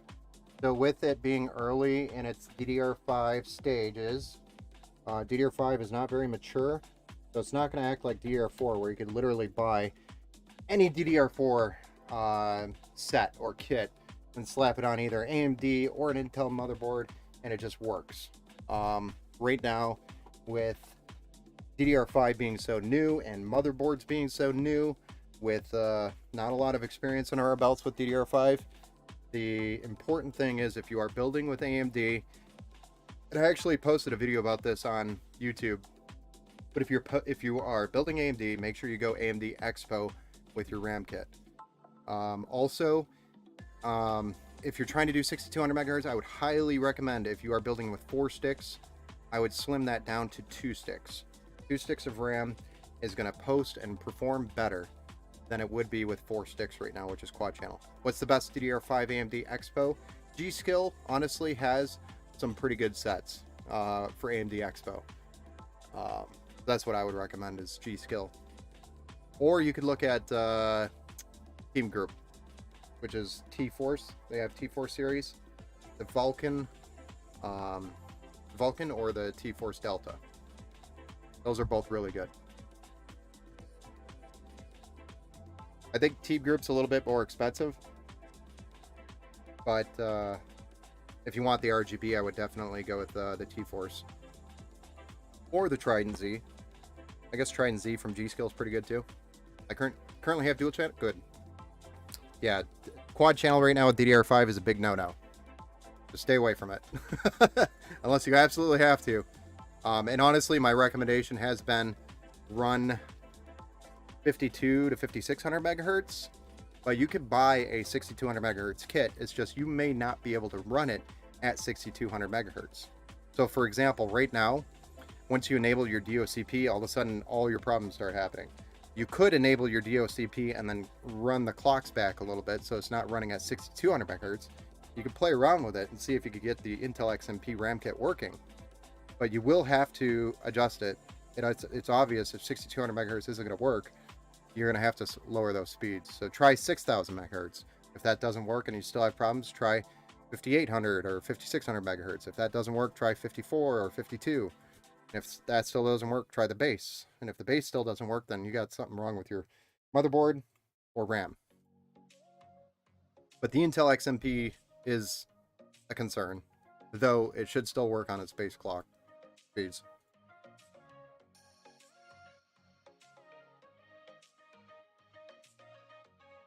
Doesn't like it either. Yeah, I mean, that means for me, I would send that kit back and go get an XMP or Expo kit. But you could definitely run it on the base clock, or should be able to run it at base speeds, which I think is like 4800 megahertz, or something like that. Yeah, base works fine, exactly. So that tells me it's probably the Intel XMP certified set, not good for the AMD Expo. You're gonna head out and go to sleep. Appreciate the chat. Hey, no problem, Pistol. Thanks for stopping in, man. Appreciate you hanging out with me. Just going through and trying to get this built. Definitely don't mind answering people's questions. I encourage the questions. Yeah.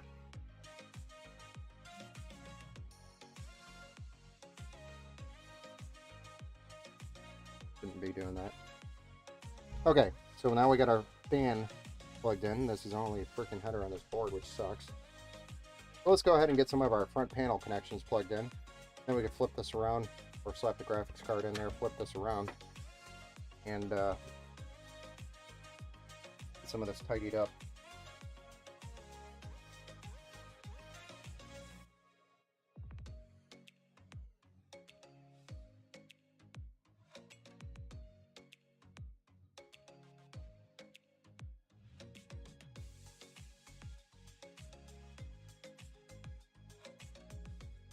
Yeah, if you haven't already, go take a look at one of my videos on my YouTube channel about DDR5.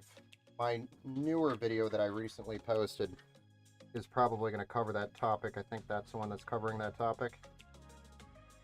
DDR5 AMD Expo versus Intel XMP. If you haven't already, check out that video. It's a very simple thing that I wish more people would watch before they bought parts for DDR5 builds. Explain some very simple stuff that might save people some headaches.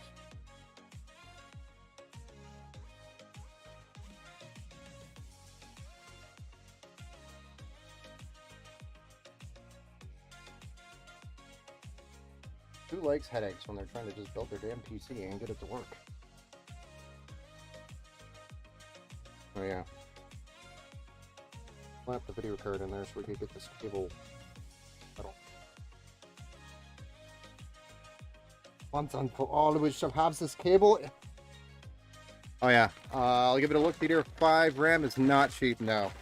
So hopefully you have a situation where you can return that set and get some Expo RAM.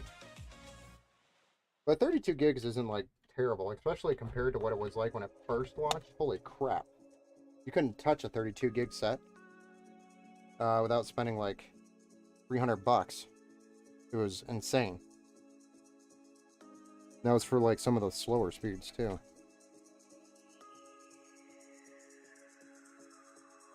And I'm over here like, what the hell? I'm used to like 16 to 32 gigs being $100 range. There's DDR5, like, hold my beer.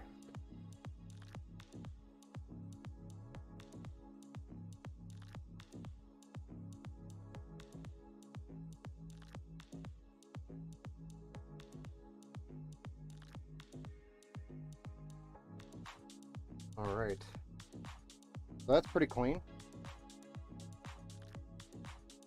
Nice and clean. Look at that. I don't build so bad after all. I'm just kidding. I'm just kidding. That was a joke, guys.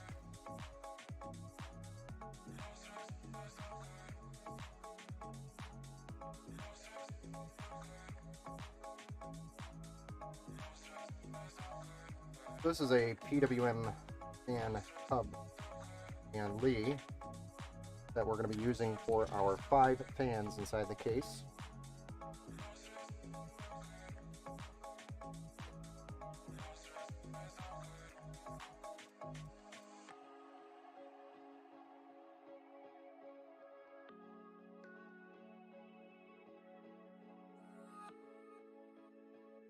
We're going to do that yet.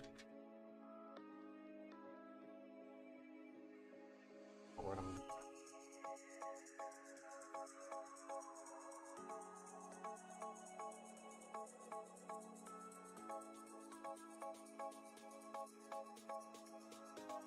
to reach.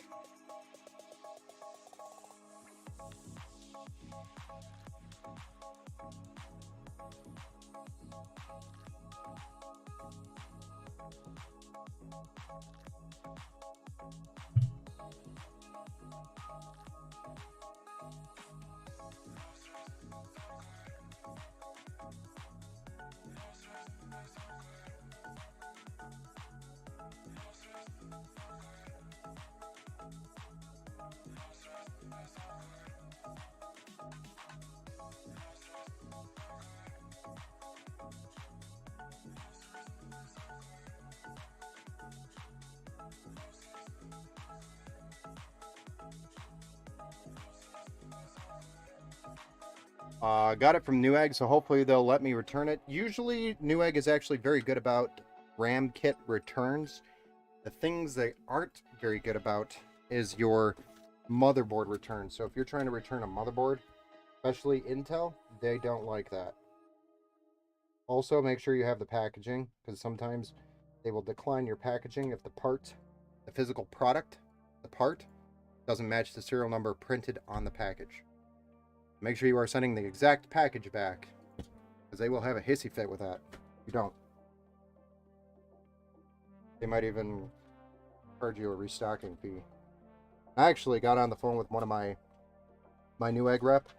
I have a Newegg business account, and I sent a CPU back that was it was DOA, and Intel didn't want me to send it back to them directly. First, they wanted me to try to send it back to the reseller, which was Newegg. So I sent it back to Newegg, and they received it, and I didn't send the packaging because I had already built it.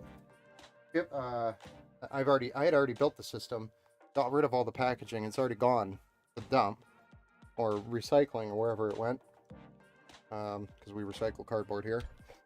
So the cardboard and plastic was recycled, and so I didn't have the packaging.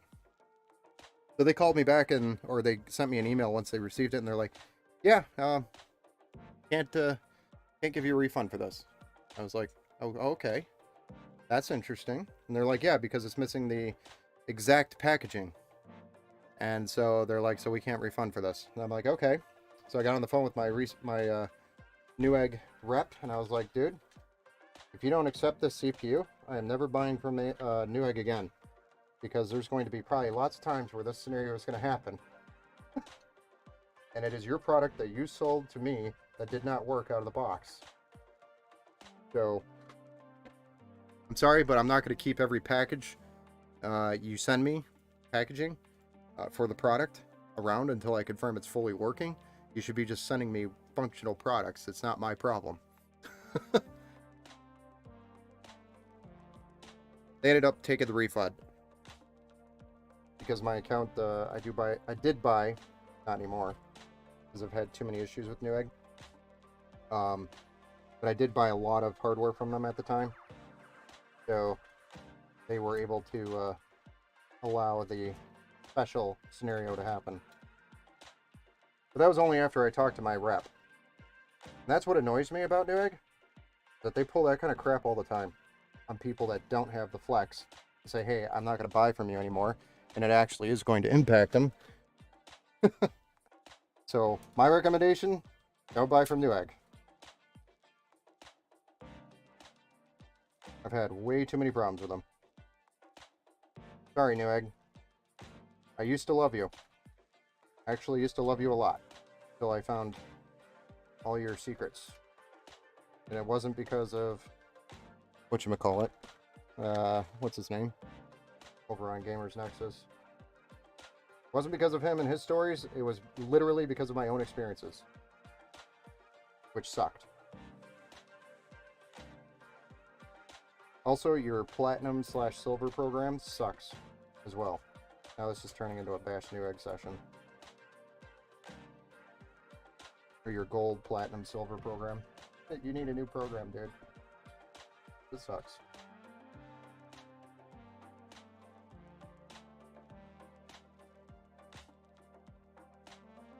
Sorry, Newegg.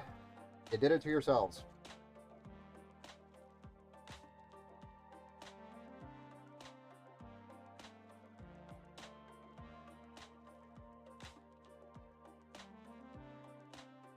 Don't suck if you don't want content creators to bash you.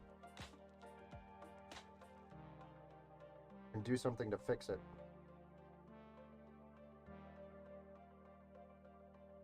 They've literally made no effort to fix these things, by the way. I wouldn't be bitching about them. Excuse my language.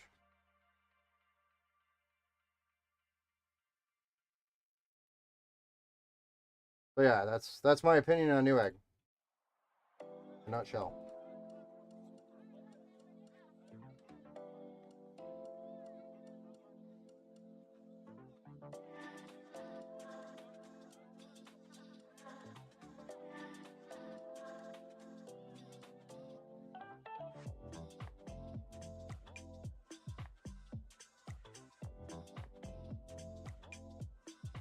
Take it as it is.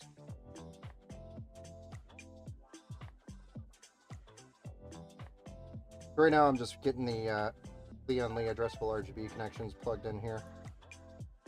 That those are good to go. I'm gonna flip this around. I'm pretty sure I already actually plugged that in. Just wanted to double check. I did. Sweet. And now I'm gonna zip tie this bundle of joy up. Yeah, one of their sellers has been yanking me around on Unifans. Yeah, that's the other thing that drives me nuts. Thank you for bringing that up. Is Newegg doesn't define the resellers very well. They make it look like it's just coming from Newegg. And that annoys the hell out of me because I'm thinking I'm getting 3-day shipping off my platinum account, free 3-day shipping, and I'm not. Then I get charged, and I'm not going to sit there and look at these small details every time.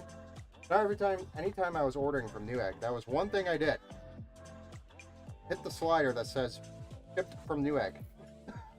I would never even look at any of those marketplace sellers because they all suck. And it's like, why would you put these marketplace sellers on your website and allow them to ruin your brand? Your website. It is so stupid.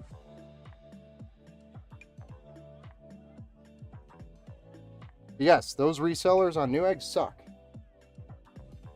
They all suck. Don't ever buy from them either. If you guys need something that, you can't get, let me know and I'll help you get it. Because screw those Newegg resellers. And screw Newegg. Sorry if you're an employee at Newegg, but some of their decisions over there are terrible. The other thing I saw the other day, and Steve actually pointed this out over on Gamers Nexus, but he pointed out the fact that they were bundling DDR4 memory with DDR5 motherboards and giving people discounts for that. It's like, what the hell is a normal person supposed to do with an extra set of DDR4 memory buying a DDR5 motherboard? I mean, that's just basic computer knowledge there.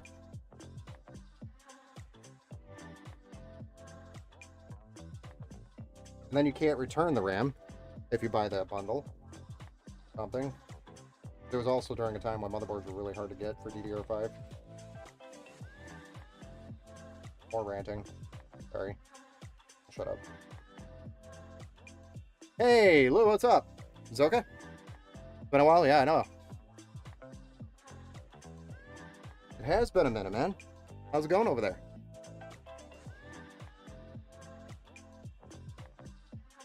We're on the Twitch side of things.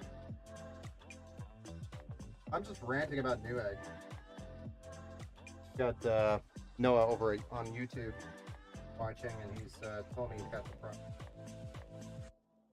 So I was just ranting about them as well, because Newegg sucks. Why am I zip tying that when I'm going to be zip tying more shit there? Ugh! You're stupid, man. You're so stupid. Alright. So, now that I've confirmed that I'm stupid, I'll flip this back over.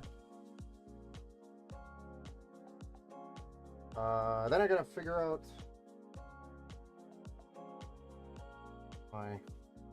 that's gonna be interesting.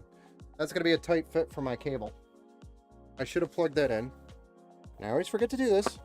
Nobody ever takes the time on the stream to remind me. Hey Ben, why don't you plug in that 8-pin before you put in that heatsink and do all this shit? So it's not a big pain in the ass to plug it in. Nobody ever reminds me. Then I get to this point and then I hate myself. Here we are. We got an 8-pin CPU connection that we're gonna plug in right there, and then stuff through the back. We're gonna make it happen though. It's okay. It's not as efficient as I could have been. It's okay. And I'm probably gonna cut my hand up. So these are cable extensions. The cheap way to make the front of the PC look really nice. And I mean, it's a really nice touch to the PC, especially for the aesthetics, for not so much money. It's a cheap way to add some really cool aesthetics to your PC, and there's absolutely no performance gain by doing this outside of just looks. But anytime somebody looks at one of my PCs that are built by me, I always want them to be like, that is a badass PC. So try to make sure the aesthetics are perfectly clean and sexy.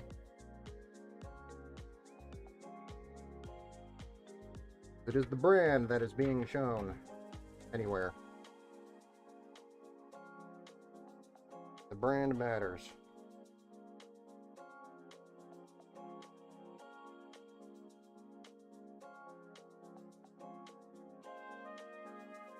Here we go.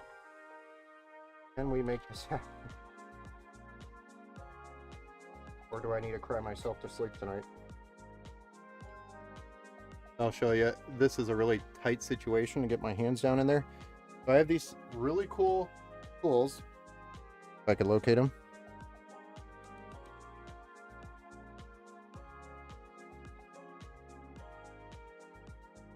Ah, right in front of my eyes. These are surgical pliers. They're super long, and they allow me to really get into tight places where my fat fingers can't go.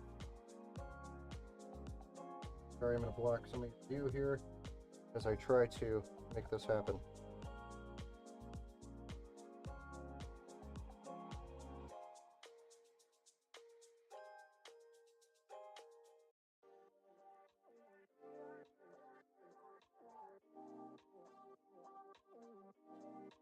I'm going to need pick. This is another nice tool that you guys should have if you're building PCs or doing any type of electronics. It also makes getting into tight little places, cleaning things, picking out things, super easy. That way you're not damaging things when you're plugging stuff in or unplugging stuff.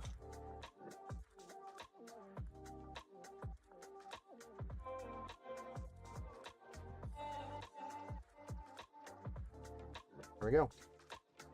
That is how you do that without cutting your fingers up.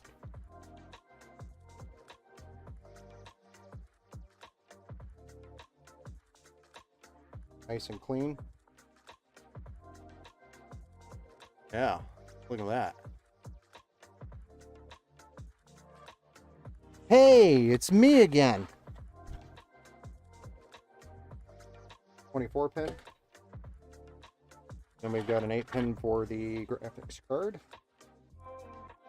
Oh, that's another 8-pin for the CPU.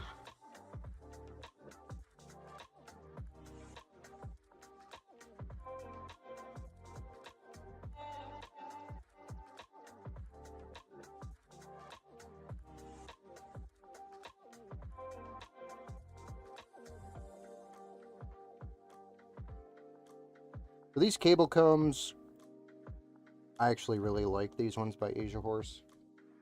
The only thing they could do better is make them metal. And giving you kind of a shiny glossed version would be kind of cool too. So it reflects some of the light in the build. Stands out a little bit.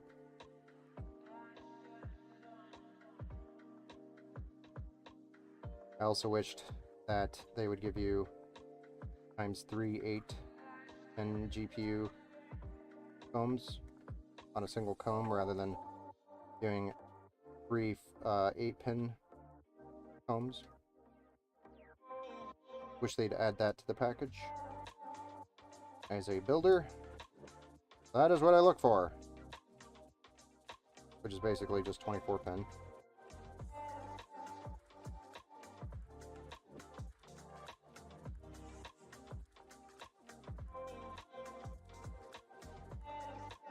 Now, the details that you look at when you're building, aesthetically, is these actually have a word on them called Asia Horse, because they're by Asia Horse.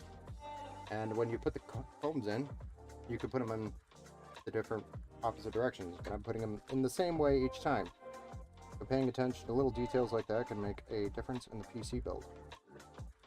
Aesthetically, anyway.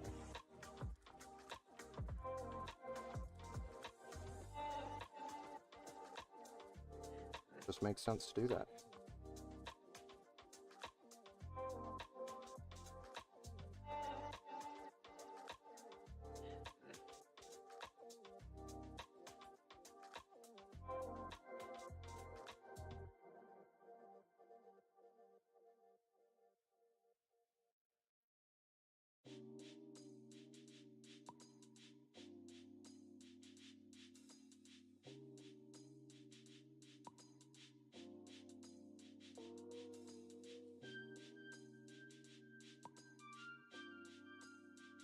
So cable combs I love and hate at the same time. I love them because they're so aesthetically pleasing, and then I hate them because they're such a pain in the ass to put up.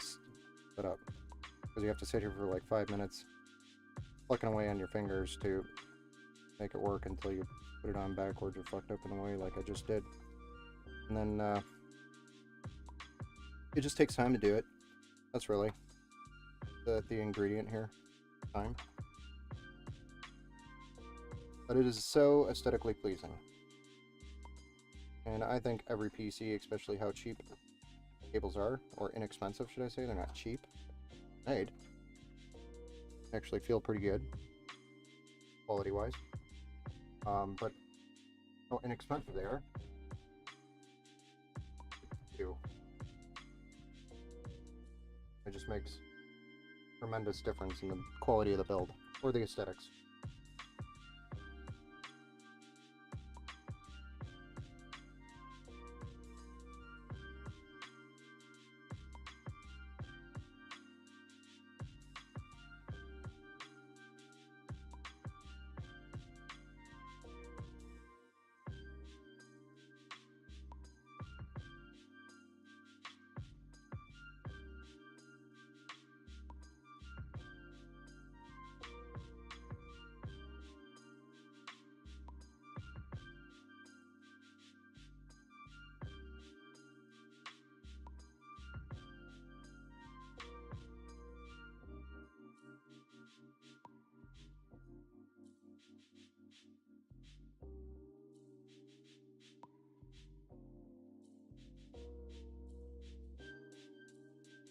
The only thing different that I would call out to Asia Horse is that your white cables should have white ends to them, not black.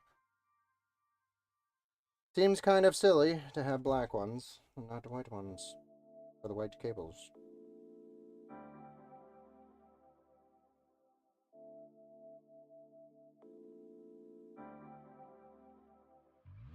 New RAM order. Just happy to have my build done and get the 4080 wedged in. Only Leo 11 Mini. Oh my gosh.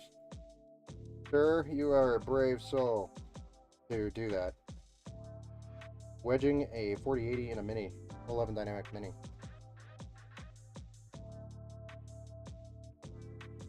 .4080s are pretty big. There we go. What do you all think? Nice and clean?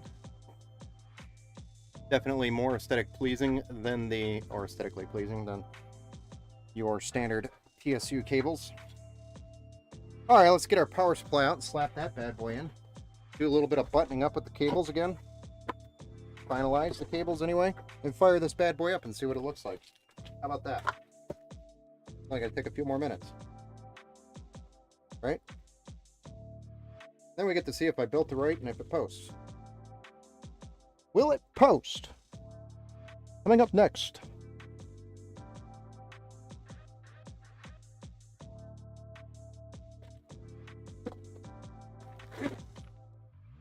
I was having such bad luck with posts recently that people were starting to do like over-unders on my builds. Will it post or not? It was because we ran into a lot of lemon parts. Which still happens.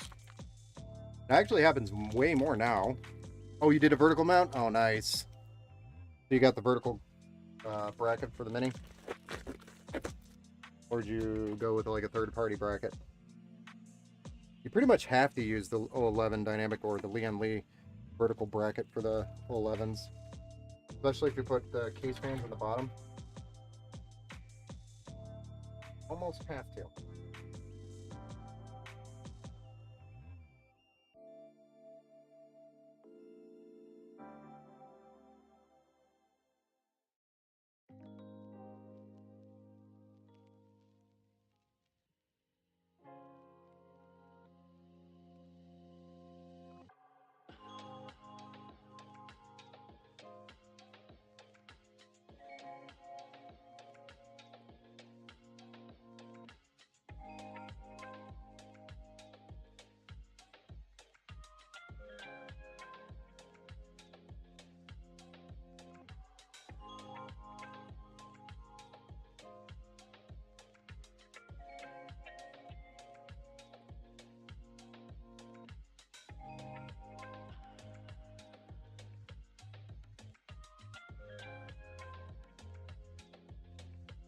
And an all-white build, though. Nice. That's ironic. I'm doing almost all white. The only thing you really can't do is get a white motherboard that's in the budget area. When you're doing budget builds like this one, you can't find a white motherboard. And the closest thing there is either a white Prime motherboard by Asus or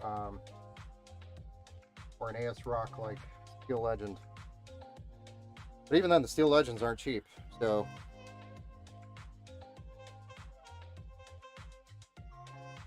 unfortunately, you're limited on your white options.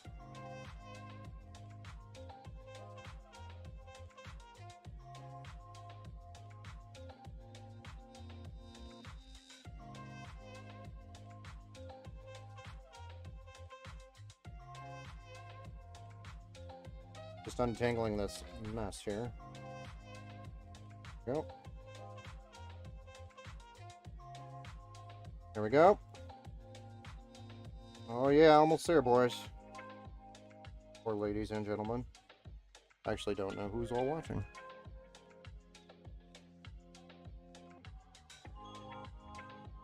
NZXT has them? Oh, nice. Oh yeah, but they're definitely not in your budget range. Like those NZXT boards that are white are not cheap. And they're very hard to find. Unless you buy it directly from NZXT. And again, it's a premium price. I'm talking like for B450. Under $100. Wish that was a thing with a whiteboard.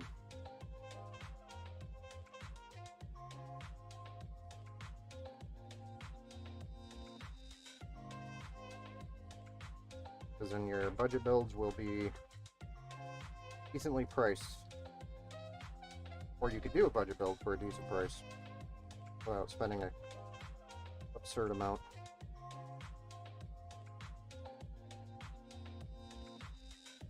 Okay. This guy's just getting in my way now.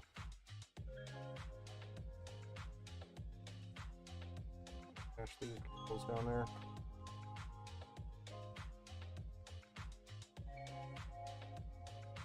Guys, just pissing me off. Guy 2. Where's my zip ties? Oh.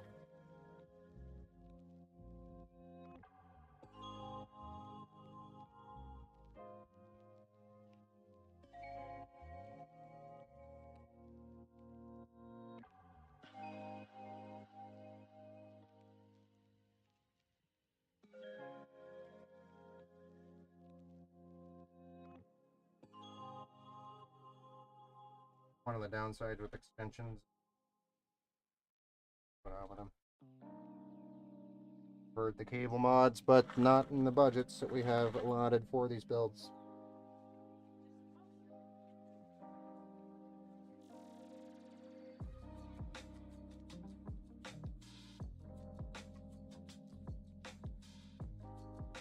I had to tame these wires. And a, whoa. Okay. Yeah, I went with ROG Strix B650A. Nice. And have limited options. Yes, they have limited options. That's the downside. But yes, NZXT is an option if you don't really have a budget. You're okay with their options. Only the options. Be almost done.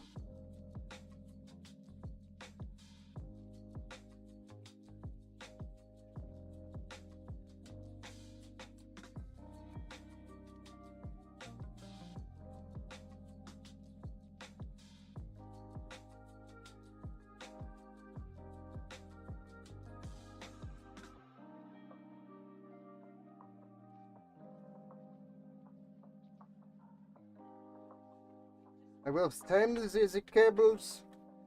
It is the last thing I do.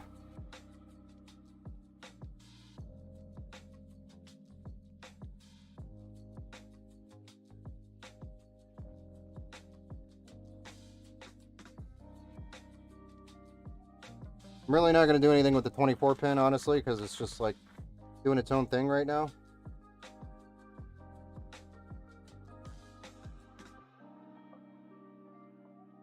But what I might do, just to make sure that this thing doesn't pop out on me, right up here, not going to clear the entire 2.5 bay, but it'll keep it clean enough. One down here. So, tidy it up a little.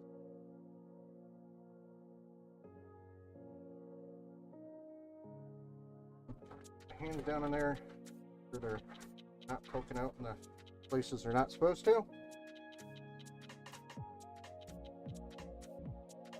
And I'm okay with it. Might tidy up the 24 pin a little bit, but that's about it.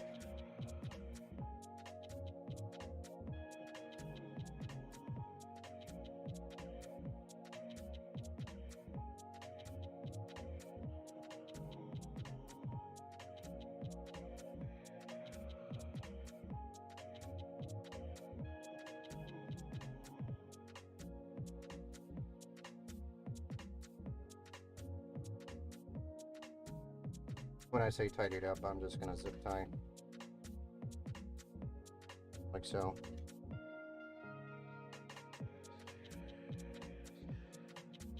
Just to keep it looking like a huge mess.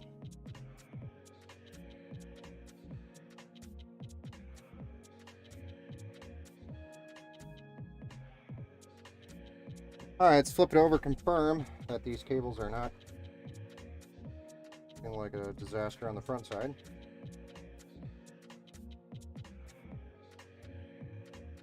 One more zip tie. I can't help myself. I have a problem, I know. And then we fire it up.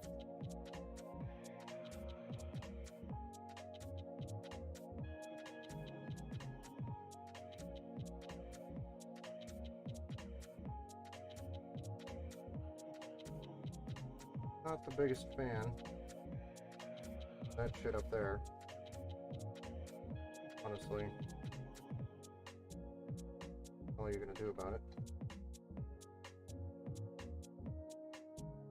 Try to cram a zip tie in there, which is dumb. Neighbor has to undo it. Never get their hand.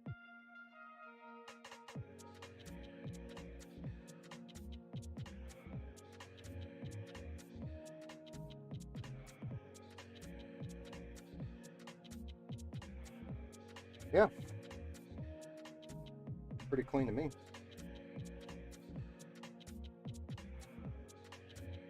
What do you guys think? Pretty clean?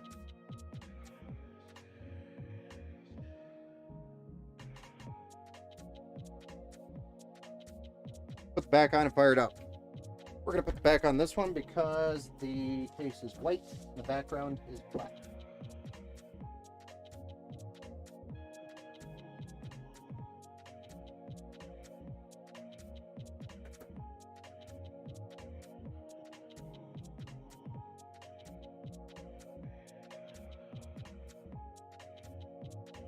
Honestly, I'm really tired.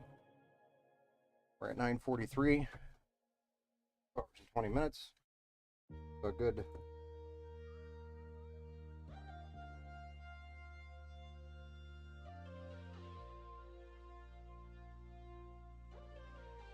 This last build that I have to do, honestly, is a inventory build.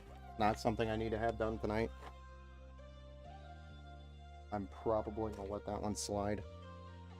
And if somebody comes to me tomorrow and is like, I need a build, then I'll build it.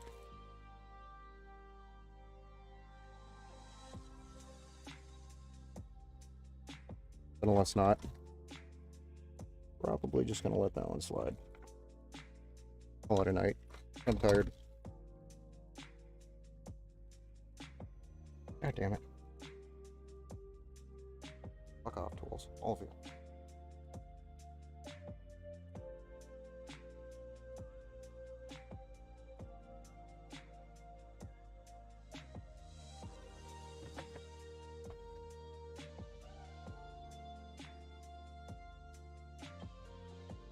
Right now I'm just doing some cleanup.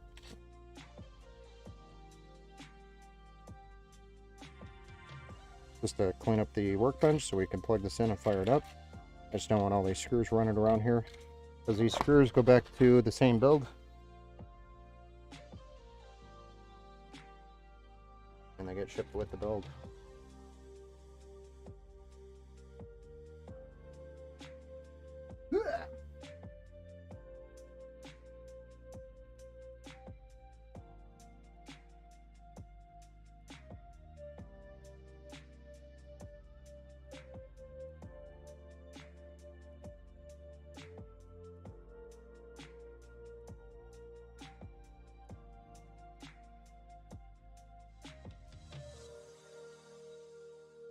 All right, ladies and gentlemen, are you ready to this thing fire up? Probably going to be running Gigabyte Orange, because that's the Gigabyte way.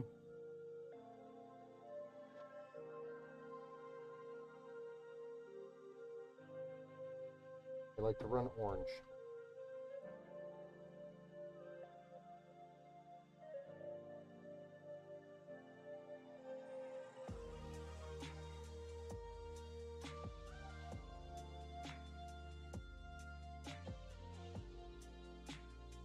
Hey, there's our Gigabyte Orange. But it looks red on the camera.